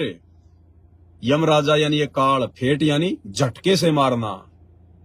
करोड़ों सिर हमने मनुष्य जन्म प्राप्त करके और बिना भक्ति के इस काल के षड्यंत्र में फंस के बर्बाद कर दिए। करोड़ों। और क्या मिला हमें? क्या मिला?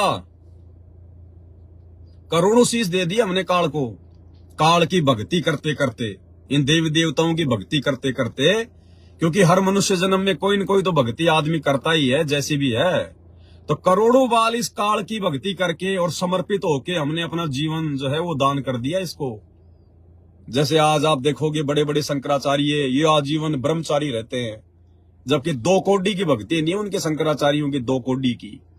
और बड़े बड़े मंदिरों के पुजारी हैं, वो भी बेचारे ये सोचकर कि हमें तो मोक्ष प्राप्त करना है, वो ब्रह्मचारी रहते हैं।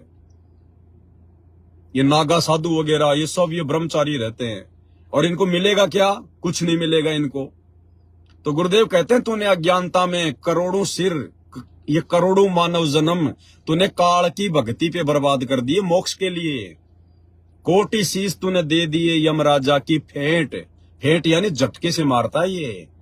कहीं आपस में लड़ाई झगड़ा करवा देगा, कहीं बॉर्डर पे कोई दुश्मन सिर काट देगा, बहुत सारी वजह से। और एक सिर दे के देख ले सतगुरु अपने की भेंट।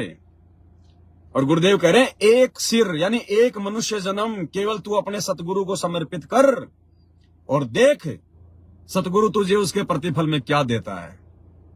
लेकिन प्रेम से भेंट करना है, समर्पित होना है अपने आत्म कल्याण के लिए। कहते हैं एक सिर दे के देख ले, एक मनुष्य जन्म समर्पित हो जा अपने गुरुजी के चरणों में। करोड़ों बार तो समर्पित हो गए, तूने काल के जाल में जाके देख लिया, तेरे को कुछ नहीं मिला गधे कुत्ते सुअर की योनि के अलावा। और एक सिर अपने सच्चे सतगुरु की भक्ति को देख के देख ले। सिर देने का मतलब क्या है? समर्पित। समर्पित कि मुझे तो मोक्ष ही करवाना है। बाढ़ में गया मैंने असंख्यों बार, सुअर बन के 12-12 बच्चे पैदा किए, कुतिया बन के मैंने 8-8 बच्चे पैदा किए, राजाओं की रानियां बन के मैंने कितने बच्चे पैदा किए, आम मनुष्य जन्म प्राप्त करके मैंने कितने संतानें पैदा कर दी। क्या मिला? कहां है आज वो बच्चे भी कहीं गधे कुत्ते सुअर बन के घूम रहे हैं। और ये 10-20 साल की उम्र है, और 10-20 साल की उम्र में तुम कौन सा भाई वो वर्ल्ड रिकॉर्ड बना लोगे तुम शादी करके? तो भाई और बहनों, दास की प्रार्थना है, विनती है, ये मौका हाथ से अगर निकल गया ना, फिर शादियां करेंगे, फिर अगले जन्मों में और क्या करेंगे, फिर मनुष्य जन्म प्राप्त करेंगे, फिर ये भक्ति तो मिलनी नहीं है, ये सतगुरु तो सतलोक चला जाएगा, फिर हमें मनुष्य जन्म मिलेंगे और हजारों मनुष्य जन्म मिलेंगे इस भक्ति के प्रतिफल में। और वो हजारों मनुष्य जन्म प्राप्त करके फिर हम कौन सा किला तोड़ेंगे, ये शादियां करके बच्चे तो पैदा करेंगे।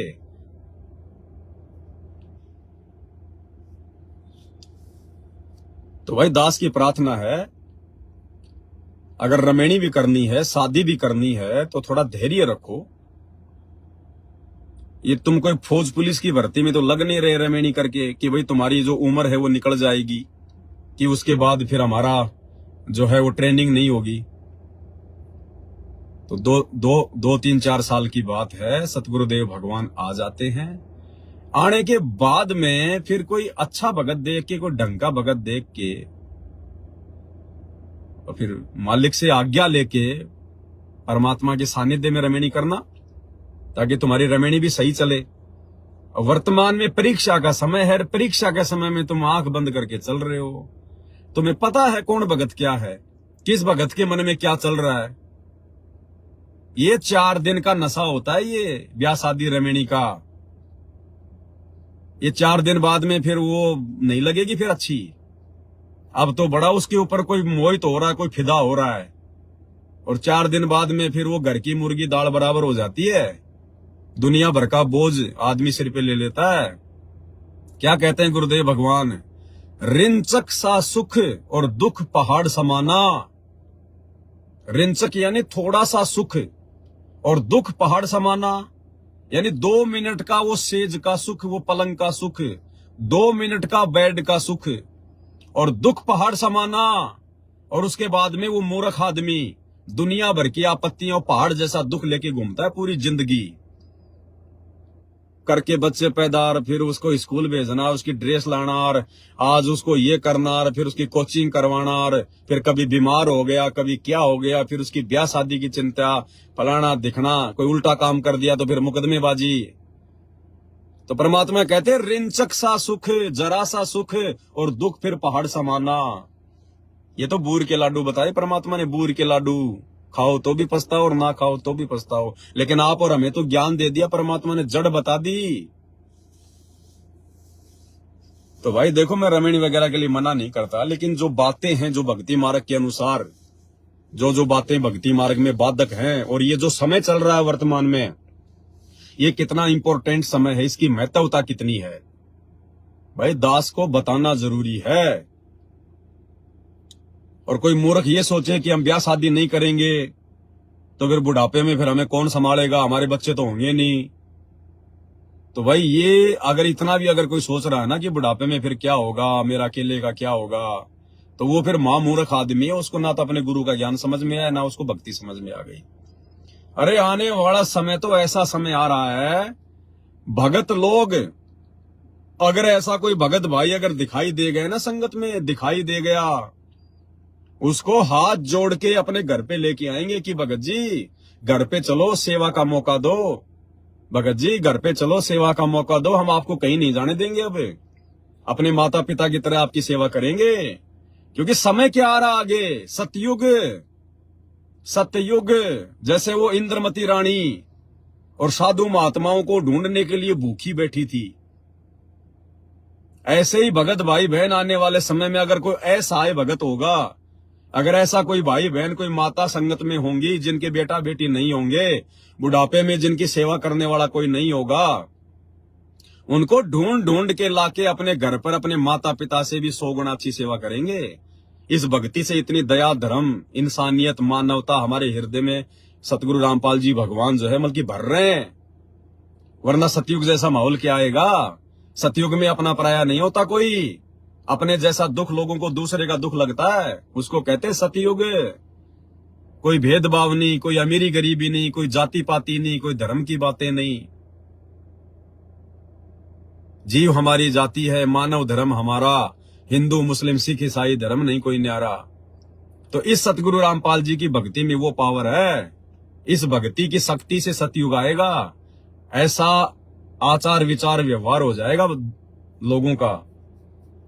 तो आपको बुढ़ापे में परमात्मा, और गुरुदेव ने सत्संगों में क्या बताया, ऐसे ऐसे उदाहरण दिए हैं गुरुदेव ने। जो भगवान की भक्ति करता है ना, तो भगवान भी नौकर का रूप बना के उसकी सेवा करने चला जाता है। ये तो असंख्य अनंत कोटि कलाओं का स्वामी है, चाहे जितने रूप बना ले भगवान। वो एक भगत था, उसको दस्त हो गए थे, उसकी सेवा के लिए एक नौकर रहा करता था। अब एक दिन उसकी तबीयत खराब हो गई, उसको लग गए दस्त, उस भगत को जो भगवान की भक्ति करता था, बूढ़ा हो रहा था।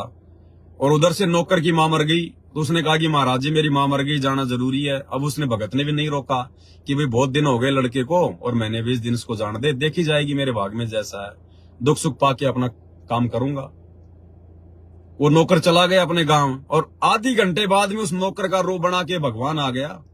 और 1 महीने तक जब तक वो नौकर नहीं आया, भगवान ने नौकर बन के उसकी टट्टी पेशाब उठाई, उसका खाना बनाया, उसके कपड़े धोए, और कई बार वो धमका भी दिया करता था, अरे तू ढंग से काम नहीं करता। डांट खा खा के भगवान ने अपने भगत की जो है मतलब लैट्रिन उठाई। तो यही तो भगवान है वर्तमान में, वो सतगुरु रामपाल जी भगवान, जिसने ये सारे उदाहरण पेश किए। तो क्या नहीं करेगा परमात्मा।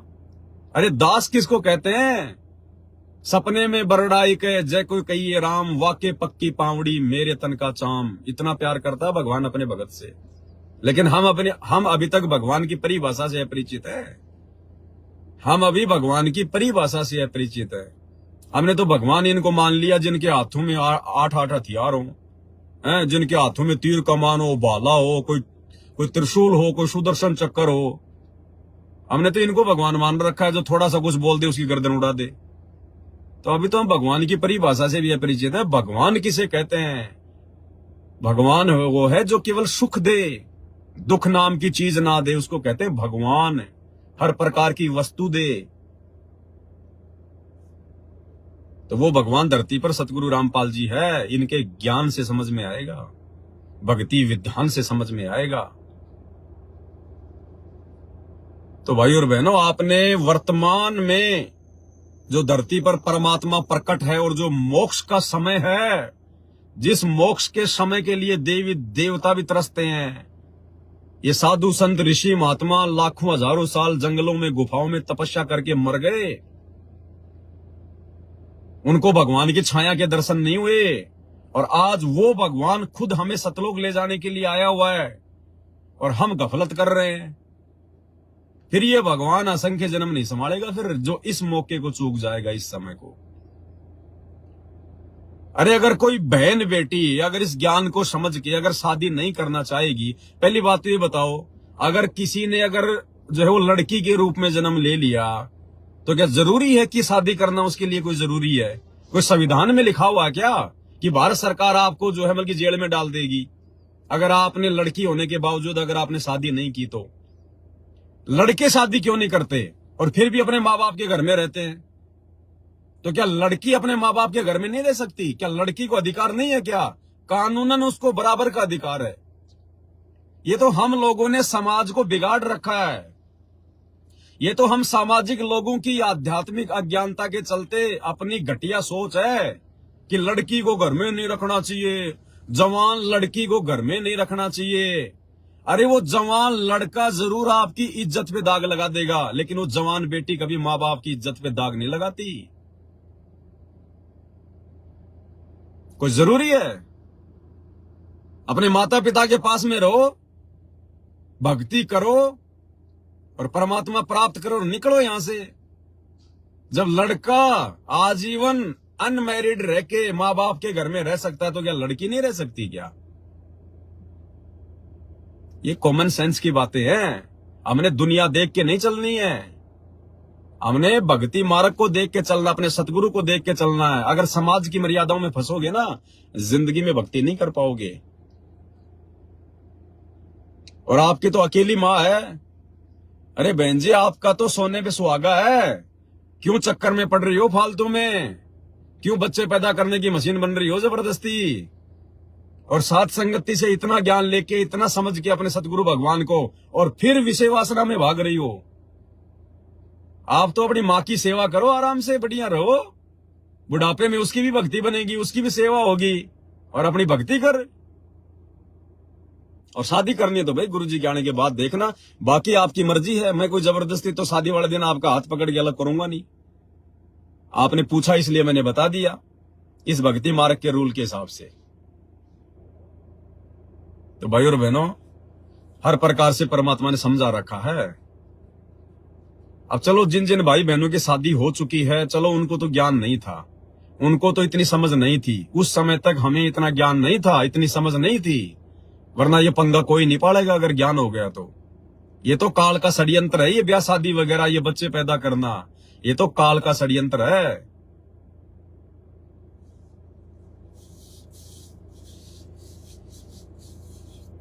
अरे इंजड़े भी तो इंसान है, वो कौन सी शादियां करते हैं? अरे वो कौन सी शादी करते हैं बताओ?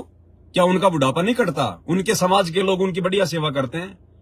जिनके बेटा बेटी है ना, उनसे अच्छी सेवा उन हिंजड़ों की होती है, उन किन्नरों की। उनके ग्रुप के लोग बुढ़ापे में उसकी सेवा करते हैं बैठे बैठे। हमें तो भगवान मिल गया। ठीक है, जिसको सतगुरु रामपाल जी की भक्ति प्राप्त नहीं है, जिसको ये अनमोल ज्ञान प्राप्त नहीं है, वो चाहे 20-20 शादियां करो, उसको तो ज्ञान नहीं है। अरे तुम्हें तो सब कुछ पता चल गया, भगवान धरती पर क्यों आया हुआ है, आप और हमें मनुष्य जन्म क्यों मिला है, हमारा मकसद क्या, हमारा टारगेट क्या है, और कितने समय की बात है ये। तुम्हें तो और भी हकीकत का पता चल गया कि जब तक सतगुरु रामपाल जी भगवान धरती पर हैं संत रूप में, तब तक ही मोक्ष प्राप्त होगा। उसके बाद में भक्ति चलेगी, इनका मार्ग चलेगा हजारों साल, लेकिन मोक्ष नहीं मिलेगा।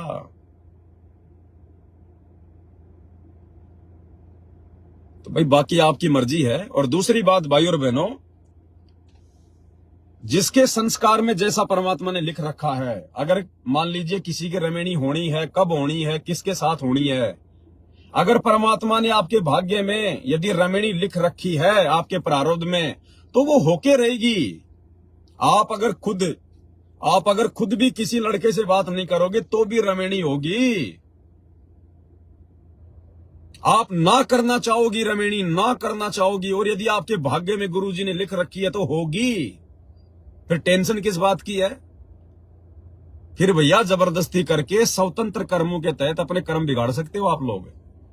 फिर ये स्वतंत्र कर्म हो जाएंगे। स्वतंत्र कर्म कि बाप तो तुम्हारा जेल में बैठा है और तुम बाहर शादियां कर करके और विषय वासनाओं का सुख भोग रहे हो। तुम बाहर विषय वासनाओं का सुख भोग रहे हो।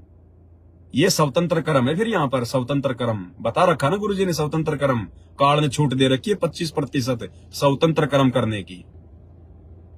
फिर ये स्वतंत्र कर्म है। अगर गुरुजी से आज्ञा लेकर रमेणी करोगे तो फिर वो स्वतंत्र कर्म नहीं है। और यदि तुम्हारे माता पिता यदि तुम्हारी रमेणी कर रहे हैं, अपनी खुशी से कर रहे हैं, तो फिर वो स्वतंत्र कर्म नहीं है। लेकिन तुम अपने ही गुरु भाई से, जो कि अपने सगे भाई से भी बढ़ के होता है, इतनी मर्यादा होती है गुरु बहन और गुरु भाई में, जो सगे भाई बहन में भी नहीं होती। और तुम अपने गुरु भाई से और कैसे इस प्रकार से अपनी शादी की बात कर सकती हो? मर्यादा कहां है बहन तुम्हारी? मर्यादा तो तुम्हारी तार तार हो चुकी है, तार तार। तुम खुद अपने आप को चाहे समझो मर्यादा में, वो बात अलग है, लेकिन भक्ति मार्ग के हिसाब से तुम्हारी मर्यादा तार तार है। क्या भाई बहन आपस में अपनी शादी की बात करेंगे क्या? जबकि तुम तो गुरु भाई बहन हो, सगे भाई बहन से भी बढ़ के, कहते हैं ना कि मतलब धर्म का भाई बहन होता है, और धर्म के भाई बहन से भी बढ़ के सतगुरु के शिष्य और शिष्या। संत रामपाल जी के भक्तों को आपस में शादी की बातें करने का, रमेणी की बातें करने का अधिकार नहीं है। बाकी अपने कर्म चाहे कितने फोड़ो, वो बात अलग है। परमात्मा किसी का हाथ नहीं पकड़ेगा।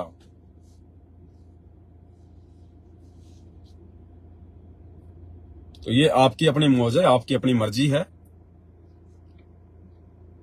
और फिर आप कह रही हो कि मेरी माता जी कह रही है कि मैं तो रिश्तेदारों को बुलाऊंगी, और आपने उनको फिर अपनी तरफ से ये कह के कि साधारण खाना खिलाओगी तो बुला सकती हो। क्यों बुला रही हो बारात? अरे क्यों बुलाई जा रही हो बारात भाई? अगर साधारण खाना खिलाओगी तो क्या सभी रिश्तेदारों को बुला लोगे क्या? ड्रामा कर रहे हो, रमेणी कर रहे हो? क्या कहा सतगुरु ने? अगर रमेणी करनी है, 2-4 आदमी इधर से 2-4 आदमी उधर से, इन आश्रम वालों की तरह संगत को इकट्ठा करके इन आश्रमों में ये ड्रामेबाजी करने की आवश्यकता नहीं होती। और रमेणी नहीं, फिर रामायण हो जाती है, रामायण। तो ये भी तुम्हारी कमजोरी है, ये कहना कि अगर साधारण खाना खिलाओगी तो रिश्तेदारों को बुला सकती हो। वो तो 100 को इकट्ठा कर लेगी, वो तो अपने 100 रिश्तेदारों को इकट्ठा कर लेगी, फिर तुम क्या करोगी? उसने बुलाया अपने किसी और एक रिश्तेदार को और वो अपने साथ में लेके गाड़ी 4 को और बैठा लाया, तुम उसके धक्के मारोगी? तो ये किसने आज्ञा दे दी आपको बहन जी? आपके गुरुजी के कौन से ज्ञान में लिखा हुआ है कि भीड़ इकट्ठी करो आप? और फिर मुझसे पूछ रही हो कि भगत जी माता जी कह रही है कि नहीं, मैं तो अच्छे से अच्छा खाना खिलाऊंगी और सारे रिश्तेदारों को बुलाऊंगी। और फिर आप मेरे से पूछ रही हो कि भगत जी अब मुझे क्या करना है? क्यों, आपको ज्ञान नहीं है इस बात का? आपको इस बात का ज्ञान नहीं है क्या? पवन दास से यश करवा के मुझे जो है मतलब की बलि का बकरा बनाना चाह रहे हो क्या? क्या आपको नहीं पता कि पवन दास इसके बारे में क्या जवाब देगा? तो ये भी आपकी आध्यात्मिक ज्ञानहीनता है, आपकी नादानी, आपकी कमजोरी है। आप खुद मना नहीं कर सकते अपनी मम्मी को, लेकिन आप मना इसलिए नहीं कर रही क्योंकि आपके मन में शादी के लड्डू फूट रहे। आप विरोध इसलिए नहीं कर पा रही, मना नहीं कर पा रही क्योंकि आपके खुद के मन में शादी के लड्डू फूट रहे हैं। अगर इस समय अगर मम्मी को नाराज कर दिया और कुछ कर दिया तो क्या पता रमेणी होने दे, नहीं होने दे। तो ये आपकी कमजोरी है क्योंकि आपका स्वार्थ बीच में आ गया यहां पर। तो बहन जी मैं क्यों कहूंगा कि आप बुलाओ, अच्छा खिलाओ या बुरा खिलाओ? मेरे गुरुदेव भगवान ने तो साफ कह रखा है कि भैया मुश्किल से 2-4 आदमी लड़के वाले और 2-4 आदमी लड़की वाली, इससे ज्यादा ड्रामाबाजी नहीं। अब फिर आप जानो बहन जी, आपकी मम्मी जाने, आपका अपना ज्ञान आधार जाने। मेरे आपसे देखो, मैं तो आपको जानता भी नहीं बहन जी, खाली आपका मैसेज आया मेरे पास तो उसी आधार से मैंने आपको जवाब दिया है। और ना मेरा किसी से कोई राग द्वेष ईर्ष्या होती है। अगर कोई अच्छा करेगा तो अपने आत्म कल्याण के लिए करेगा, बुरा करेगा तो अपने लिए करेगा। मेरा तो बिगड़ने वाला कुछ है नहीं। मुझे तो परमात्मा ने एक मौका दे दिया वीडियो बनाने के लिए, ताकि आप जैसी गलती यदि और भाई बहन संगत में कर रहे हैं तो उनको एक शिक्षा मिल जाए। बाकी तो आपकी मौज है, आपकी मर्जी है। अरे हमें तो काल के लोक में जीवित मरना है, तुम लोग जीवित होकर उठ रहे हो। तुम लोग जीवित होने की सोच रहे हो और परमात्मा कहते हैं जीवित मरना पड़ेगा। अरे कैसी कैसी कथाएं सुनाई गुरुजी ने, कैसी कैसी कथाएं हमें जगाने के लिए कि ना जाने कौन सी चोट इस आत्मा को लग जाए, कौन सी चोट लग जाए इस आत्मा को। अरे भाई और बहनों, हम जिस विषय वासना में सुख ढूंढ रहे हैं ना, जिस विषय वासना में हम लोग सुख ढूंढ रहे हैं, संभोग क्रिया में जो सुख ढूंढ रहे हैं, जिस दिन आपको ये ज्ञान होगा ना सतगुरु का, अगर आपकी भक्ति सही प्रकार से चल पड़ेगी, आपको इससे बड़ा कोई दुख दिखाई नहीं देगा, इससे बड़ा कोई दुख दिखाई नहीं देगा। और आप जी यदि पहले ये कुकर्म यदि आप जी शादी करके कर चुके हैं और वर्तमान में छोड़ चुके हैं, तो आपको जब वो कुकर्म याद आएंगे ना, तो आपको अंदर से नफरत होने लगेगी कि हम क्या किया करते थे, हम नीचों को इतनी भी समझ नहीं थी। ये तो सबसे घटिया कर्म है, काल के जाल में फांसने का सबसे घटिया। अब तुम क्या भक्ति करोगे? हम लोग ब्रह्मा जी का जो जाप है, जो गुरुदेव ने दे रखा हमारे को प्रथम मंत्र में, ब्रह्मा और शांतरी का, हम क्यों जाप करते हैं भाई? हम क्यों फंसे हुए हैं यहाँ पर 21 ब्रह्मांड में? हमारे ऊपर ऋण चढ़ा हुआ इन सब का, ब्रह्मा शांतरी का, गणेश जी का, लक्ष्मी जी का, विष्णु जी का, दुर्गा जी का, शंकर पार्वती का। इन पांचों जो ये प्रधान देवता हैं, जो हमारे शरीर में, हमारी रीढ़ की हड्डी में जो ये कमल रूप में है, हम क्यों फंसे पड़े हैं? क्योंकि इनका हमारे ऊपर ऋण है, ऋण। और ये ऋण कैसे उतरेगा? जब हम इनकी भक्ति करेंगे। भक्ति मतलब हम इनकी साधना करेंगे, हम इनके नाम की वो मजदूरी करेंगे।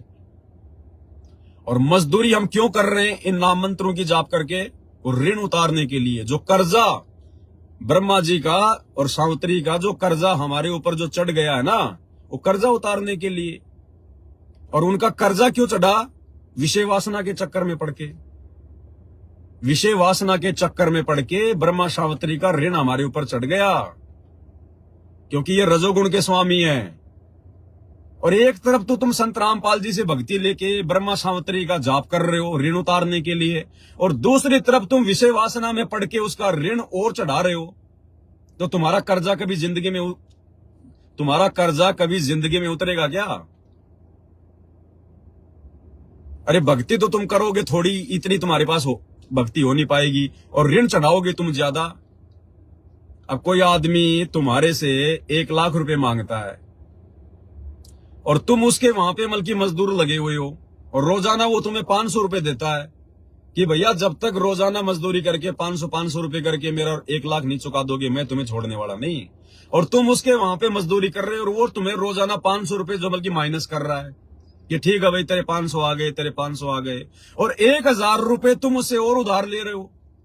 रोजाना 500 की तो तुम मजदूरी कर रहे हो और 1000 रुपए तुम उसी से उधार ले रहे हो, और ये सोच रहे हो कि मेरा कर्जा उतर जाएगा। जिंदगी में नहीं उतरेगा, उसी के ऋणी बन के मजदूर बन के रहोगे। तो एक तरफ तो हम लोग अपना वो पिछला जो कर्जा है, विषय वासनाओं में पड़ के हमने जो कर्जा जो इसका रजोगुण के स्वामी ब्रह्मा सावित्री का हमने जो अपने ऊपर जो है वो चढ़ा लिया है। एक तरफ तो हम ओम नाम का जाप करके जो हमें दिया है जो गुरुदेव भगवान ने, हम उसका वो ऋण उतार रहे हैं, और दूसरी तरफ हम लोग विषय वासना के चक्कर में पड़ के वही संभोग क्रिया करके और उसका हजारों की संख्या में हम उसका ऋण अपने ऊपर चढ़ा रहे हैं। कैसे बाहर निकलोगे? हम तो त्रिकुटी तक भी नहीं जा पाएंगे। तो ये कॉमन सेंस की बातें हैं। तुम भक्ति भी कर रहे हो और तुम अपना जो है मतलब एक तरफ तो कह रहे हो कि हम इनका वो कर्जा उतार रहे हैं, और दूसरी तरफ आप इनका कर्जा और चढ़ा रहे हो। तो कैसे कर्जा उतरेगा भाई? कर्जा उसका उतरेगा जो आगे से कोई ऋण ना ले, और पिछला धीरे धीरे मेहनत मजदूरी करके उतारेगा। तो भाई भक्तों, कॉमन सेंस का भी प्रयोग करो। कॉमन सेंस का हमें जीवित मरना पड़ेगा इस काल की तरफ से। ये काल हमें उस समय तक नहीं छोड़ेगा जब तक हम इसकी किसी भी सुविधा का फायदा उठाएंगे अपनी मौज मस्ती के लिए। और ये ब्याह शादी होती है ना, कोई देश के लिए कोई बहुत बड़ा महान कोई महापुरुष पैदा करने के लिए शादियां नहीं करता है, ध्यान रख लेना। कोई देश के लिए कोई नागरिक पैदा करने के लिए शादियां नहीं करता है, सिर्फ मौज मस्ती के लिए शादियां होती है। और मौज मस्ती में फिर वो बच्चे पैदा हो जाते हैं, उनमें आगे चल के चाहे कोई महापुरुष बन जाओ और चाहे कोई चोर गुंडा बन जाओ, वो बात अलग है। बाकी शादी कोई भी आदमी ये सोच के नहीं करता कि मैं देश के लिए बहुत अच्छा जो मैं कि प्रधानमंत्री पैदा करूंगा, मैं बहुत अच्छा कोई नेक नागरिक जो है मैं वो पैदा करूंगा। कोई नहीं करता नेक नागरिक पैदा करने के लिए शादियां, सब अपने मनोरंजन के लिए करते हैं। वो तो पैदा हो जाते हैं, फिर जिसका जैसा भाग्य है, भाई किसी ने चोर बनना या किसी ने कोई मंत्री बनना, वो फिर आगे बढ़ता हो। तो हम तो अभी आनंद ले रहे हैं इस काल के लोक में, और जब तक हम आनंद लेंगे तब तक काल हमें छोड़ेगा कैसे? क्या कथा सुनाई गुरुजी ने? एक तोते की कथा सुनाई। एक सेठ और सेठानी थी, एक परिवार था, और एक तोता पकड़ के ले आए वो कहीं से और पिंजरे में डाल दिया। अब उनको बड़ा आनंद आया, हमारे घर पे तोता, बोल मिठू मियाँ मियाँ बोल, बोल प्यूं प्यूं बोल, उससे खेले। कई दिन हो गए, तोता भी बड़ा दुखी हो गया, परेशान हो गया, क्या करे क्या ना करें, इस जेल से छूटे कैसे? क्योंकि तोता तो स्वतंत्र घूमने वाला प्राणी है ना, जिस प्रकार ये आत्मा इस शरीर में आके फंस गई काल के लोक में, जबकि आत्मा तो स्वतंत्र घूमने वाली जो है बल्कि वो है वहां पे सतलोक में। तो एक दिन तोते ने कहा, जब वो सेठ जी अपने गुरुजी का सत्संग सुनने के लिए जा रहा था, वो जो सेठ था वो सत्संगी था, तो तोते ने दिमाग लगाया एक दिन, और तोते ने कहा कि सेठ जी, बोले हाँ जी, बोले सत्संग में जा रहे हो? बोले हाँ। बोले हमारा भी एक छोटा सा काम कर दोगे? बोलो भाई, आप अपने गुरुजी से मेरी एक प्रार्थना लगा देना, एक मेरी अरदास लगा देना। हाँ भाई, क्या अरदास लगाऊं? अपने गुरुजी से ये पूछ के आना कि गुरुजी मेरे घर पर जो तोता है उसकी मुक्ति कैसे होगी, वो पिंजरे से बाहर कैसे निकल सकता है, उसकी मुक्ति कैसे होगी? तो सेठ ने कहा कि ये तो कोई बड़ी बात नहीं, मैं पूछ के आ जाऊंगा, क्या दिक्कत है इसमें? तो सेठ जी गया, सत्संग सुना। आते समय उसने तोते की प्रार्थना अपने गुरुजी से एकांत में रख दी। कहा कि गुरुजी ऐसे ऐसे मेरे घर पे तोता है। उसने ये सवाल किया कि गुरुजी से पूछना कि मेरी मुक्ति कैसे होगी? अब सेठ जी ने जैसे सवाल किया, गुरुजी धड़ाम से जमीन पे गिरे। एकदम बेहोश हो गए, यूं ना हिले ना डुले, जैसे मर गया। अब सेठ जी तो बिल्कुल हक्का बक्का हो गया कि यार मैंने तो क्या कर दिया, कहीं मेरा नाम ना लग जाए, क्या पता इसको हार्ट अटैक आ गया, क्या आ गया, कहीं मैं ना फंस जाऊं। सेठ तो वहां से भाग लिया, घर पे आ गया। आते तोते ने पूछा कि सेठ जी मेरी प्रार्थना करी गुरुजी से। सेठ ने कहा, रे नालायक, क्या है की प्रार्थना, मेरे को मरवा देता तू, तेरी प्रार्थना के चक्कर में तो मेरे को जेल हो जाती। बोला क्या हुआ?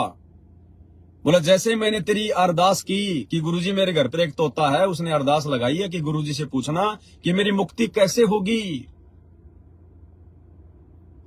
मैं कैसे इस पिंजरे से बाहर निकल पाऊंगा। और नालायक गुरुजी तो बेहोश होके गिर गए। मैंने हिलाया डुलाया, कोई रिएक्शन ही नहीं दिया, मैं तो छोड़ के भाग के आ गया। तोता समझ गया, शब्द सैन सतगुरु की पहचान है पावे अटल सुहागरे। सेठ तो मूर्ख था, नहीं समझा, सत्संगी था फिर भी नहीं समझा, वो तोता समझ गया। रात को सो गए सारे परिवार वाले, सुबह उठे तो सेठ ने देखा, रे तोते को क्या हो गया, बिल्कुल गर्दन टूटी हुई, सारा सब कुछ यूं। सेठ ने यूं हिलाया पिंजरा तो यूं हो गया, पिंजरा अगर यूं हिलाया तो यूं हो गया। अब सेठ ने सोचा, रे ये तो मर गया, और भाई ये तो जानवरों में जो है मतलब बीमारी भी आ रही है, और कहीं कोई बैक्टीरिया ना आ जाए, कहीं हम और ना बीमार हो जाएं। उसको मरा हुआ जान के सेठ ने तुरंत पिंजरा खोल दिया, और जैसे ही पिंजरा खोला तुरंत तोता उड़ के और आजाद हो गया तुरंत, क्योंकि वो संकेत समझ गया गुरु का। उस गुरु ने ये संदेशा दिया था कि बेटा अगर पिंजरे से मुक्त होना है तो जीवित मरना पड़ेगा, जैसे मैंने जीवित मर के इस सेठ को दिखाया। बेटा जीवित मरना पड़ेगा, और जब तक जीवित नहीं मरेंगे तब तक ये सेठ तुम्हें घर से बाहर नहीं निकालेगा। वो सेठ समझो काल, और तोता समझो आत्मा, और ये पिंजरा समझो 21 ब्रह्मांड। तो सेठ ने सोचा ये तो मर गया, मेरे किसी काम का ही नहीं, अब मैं इसके साथ में थोड़ा बहुत टाइम पास किया करता था, मनोरंजन किया करता था, मेरा मन बहलाया करता था, अब ये तोता तो किसी काम का नहीं, और कहीं कोई जो है इन्फेक्शन ना हो जाए। तुरंत उसको पिंजरा खोल दिया, तुरंत तोता उड़ गया। तो भाई जब तक हम इस काल का मनोरंजन करते रहेंगे, शादियां करके, विषय वासना के चक्कर में पड़ के, बच्चे पैदा करके, तब तक ये काल हमें कैसे छोड़ेगा? ये हमसे खेलता रहेगा, हम तो इसके लिए खिलौने हैं। तब तक ये काल हमसे खेलता रहेगा, हमें नहीं छोड़ेगा, पिंजरा नहीं खोलेगा। और जब तक हम पूरी तरह से काल के लिए नहीं मर जाएंगे कि हम तेरे किसी काम के नहीं, अब हम तेरी किसी भी ऐसी सुविधा का फायदा नहीं उठा रहे। हमें जो भी सुविधा देगा हमारा सतगुरु देगा, और सुविधा हम सतलोक में लेंगे। अगर आनंद भी लेंगे तो सतलोक में लेंगे। गुरुजी ने बता दिया कि बेटा यहां तो आनंद नाम की चीज नहीं है, ये आनंद भी जो तुम यहां पर विषय वासना में ढूंढ रहे हो, इससे भी अरबों खरबों गुणा उत्तम आनंद सतलोक में है। वहां पे जो तुम्हारी जो घरवाली होगी, जो हंसनी होगी, जो भगतमती होगी, वहां पे ये गंदा काम नहीं होता, वहां तो नूरी शरीर है। लेकिन एक दूसरे को देख देख के इतना आनंद आता है। गुरुजी कहते हैं यहाँ के संभोग क्रिया में भी वो आनंद नहीं है। यहाँ की संभोग क्रिया से अरबों खरबों गुणा आनंद, वहां तुम एक दूसरे के ऊपर मोहित होकर, मन मोहित होकर तुम आनंद प्राप्त करोगे। उस सुख का यहां वर्णन ही नहीं किया जा सकता। तो सोचो सतलोक में क्या सुख होगा। और हम यहां का सुख नहीं छोड़ रहे, ये गंदा सुख, झूठा सुख, 2 मिनट का सुख, उसके बाद में शकल से भी अच्छे नहीं लगते आपस में, और हम इसी सुख में घुसे हुए हैं। और काहे का सुख है ये, उसके बाद में दुख ही दुख है।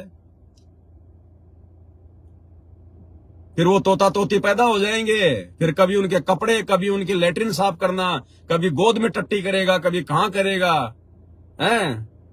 फिर भरते रहना उनकी स्कूल की फीस। तो ये बाकी दुनिया जो भक्ति नहीं कर रही है ना, ये पैदा कर करके करेगी अपना काम है। अरे आप और हमें ज्ञान हो गए तो हमें तो निकलना है यहां से। अब भी बच्चे पैदा करने में लगे रहोगे क्या? ये बाकी दुनिया जो भक्ति नहीं करेगी आने वाले समय में, जिसको ज्ञान नहीं होगा, वो करती रहेगी बच्चे पैदा। हमने तो सतलोक में बनाना अपना परिवार, सतलोक में बेटा बेटी तैयार करने जाके, और तुम यहीं पे घर बसाने की जो है वो कर रहे हो तैयारी। तो भाई और बहनों, जब तक उस तोते की तरह जीवित नहीं मरेंगे तब तक वो सेठ रूपी निरंजन, वो सेठ रूपी काल इस पिंजरे से बाहर नहीं निकालेगा। अब देखो हर प्रकार से गुरुजी ने समझाया हुआ है भाई और बहनों। दास तो केवल हल्का हल्का रिपीट कर रहा है, बाकी देखो भाई भगत की अपनी मौज, अपनी मर्जी। बाकी जो अपने सतगुरु पर पूरी तरह से आश्रित हो जाएगा और आश्रित होकर मर्यादित होकर भक्ति करेगा। आश्रित होने से भी काम नहीं चलता, अकेले आश्रित तो होना ही होना पड़ेगा, साथ में मर्यादित भी होना पड़ेगा। तब सतगुरु अपने पलकों पे रखेगा, अपनी पलकों पर। और भले आपकी शादी हो ना हो, बेटा बेटी हो ना हो, चलो जिन्होंने शादी कर ली और जिनके बेटा बेटी नहीं हो रहे, फिर वो क्या करेंगे बुढ़ापे में? अगर बुढ़ापे की चिंता को लेके शादी कर रहे हो कि बाल बच्चे बुढ़ापे में सेवा करेंगे, तो जिन भाई बहनों की शादियां हो चुकी हैं और जिनके आज तक कोई संतान नहीं हो रही, फिर उनका क्या होगा बुढ़ापे में? उनकी सेवा कौन करेगा फिर? सतगुरु करेगा सेवा, सतगुरु करवाएगा सेवा। तो ऐसे तुम्हारी होगी फिर, अगर विश्वास रखोगे तो। कहे कबीर सुनो बे साधो, मैं तो हूं विश्वास में।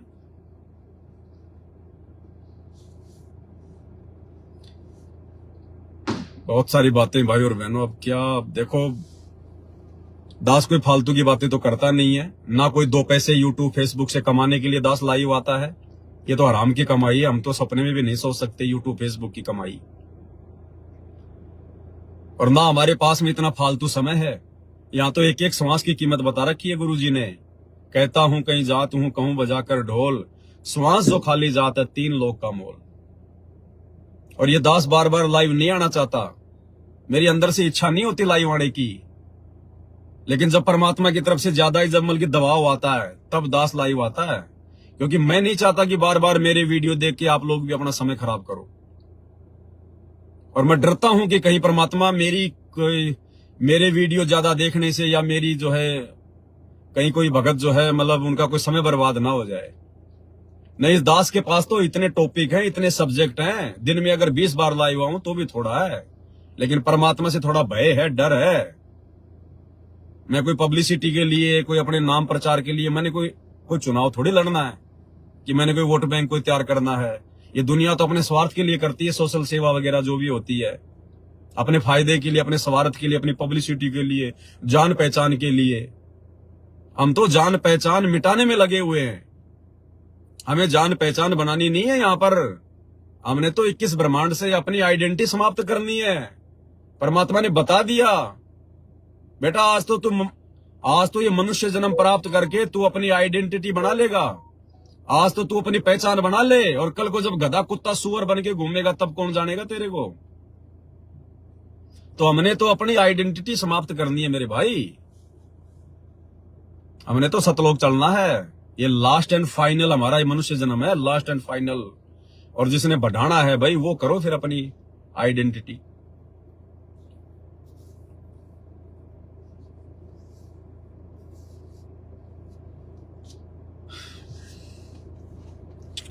बातें तो और है, लेकिन वीडियो ज्यादा लंबा हो जाएगा, फिर दूसरे टॉपिक पे फिर लाइव आएंगे कल।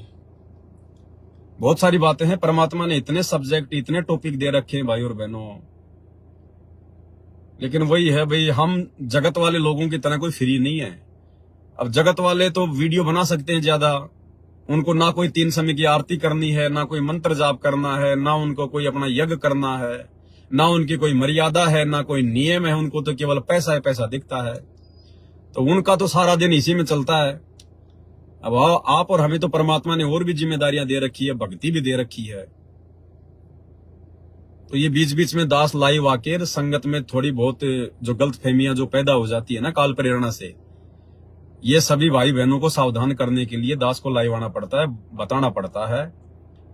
क्योंकि दास परमात्मा का दोषी नहीं बनना चाहता। कल को गुरुजी कह देंगे बेटा इस ज्ञान का आप लोगों के अलावा किसी और को तो पता था ही नहीं, और तुम भी अगर अपने भाई बहनों को नहीं समझाते तो फिर कौन समझाता। तो दास तो केवल अपना शिष्य धर्म निभा रहा है। बाकी मुझे ना तो आप लोगों से कोई स्वार्थ है और ना कुछ और है, लेकिन बताना जरूरी है भाई कल को फिर क्योंकि परमात्मा किसी का दोषी नहीं बनता। जब धर्मराज के दरबार में जब जीव जाता है तो वहां परमात्मा को ये उलाना नहीं दे सकता कि परमात्मा मेरे को किसी ने बताया ही नहीं, मेरे तक ये जानकारी नहीं आई। तो परमात्मा वहां पर ये वीडियो चला देगा, डिस्प्ले चला देगा, देख वो क्या चिल्ला रहा था, क्या चिल्ला रहा था। ये थोड़ी कि भगवान ही आके समझाएगा तेरे को, हर बात भगवान ही आके समझाएगा। अब एक भगत था और वो रास्ते रास्ते जा रहा था, सामने से कोई हाथी आ रहा था पागल। अब दुनिया इधर उधर भाग रही है और बोला नहीं मेरे को तो भगवान बचाएगा, मेरे को तो भगवान बचाएगा। एक आया दौड़ के, अरे बोला भगत जी साइड में हो ले, हाथी आ रहा है, पागल हो गया, कईयों को मार दिया। नहीं नहीं मेरे को तो भगवान बचाएगा, कि भगवान आएगा। अरे बोला साइड में हो ले मेरे भाई, बोला ना भगवान आएगा तब साइड में होऊंगा। इतने में हाथी आया, मारी सूंड की, दूसरे के मकान पे जाके गिरा। और बोले भगवान आप आए ही नहीं, भगवान आप आए ही नहीं। फिर आया भगवान। बोला वो जो आदमी बोल रहा था वो कौन था? अरे वो जो तेरे को कह रहा था, जो चिल्ला रहा था, वो भी तो भगवान का ही बच्चा था। तू साइड में क्यों नहीं हुआ? तो हर काम के लिए भगवान थोड़ी आएगा। भगवान किसी को निमित्त बना देता है, भगवान किसी में जो है वो प्रेरणा कर देता है। और फिर ये मनुष्य जन्म, ये बुद्धि क्यों दी है? फिर हमने कॉमन सेंस का भी तो प्रयोग करना चाहिए ना। हर काम के लिए थोड़ी भगवान आएगा।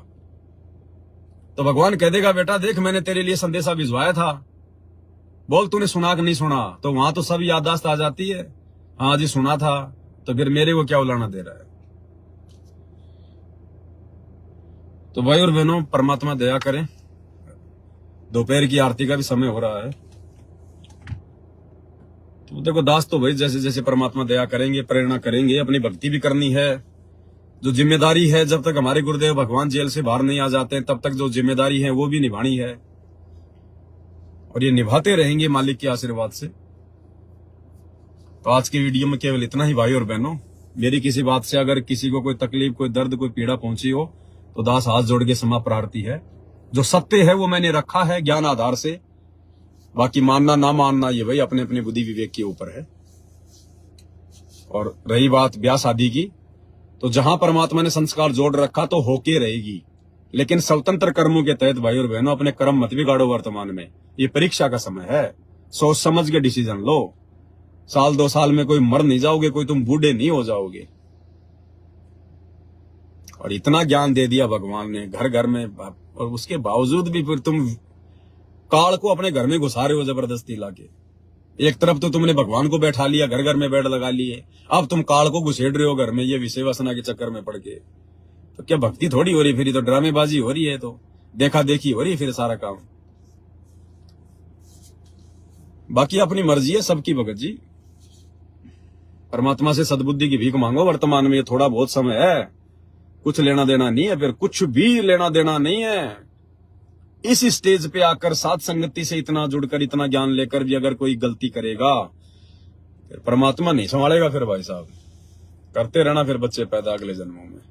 बंदी छोड़ सतगुरु रामपाल जी भगवान की जय हो।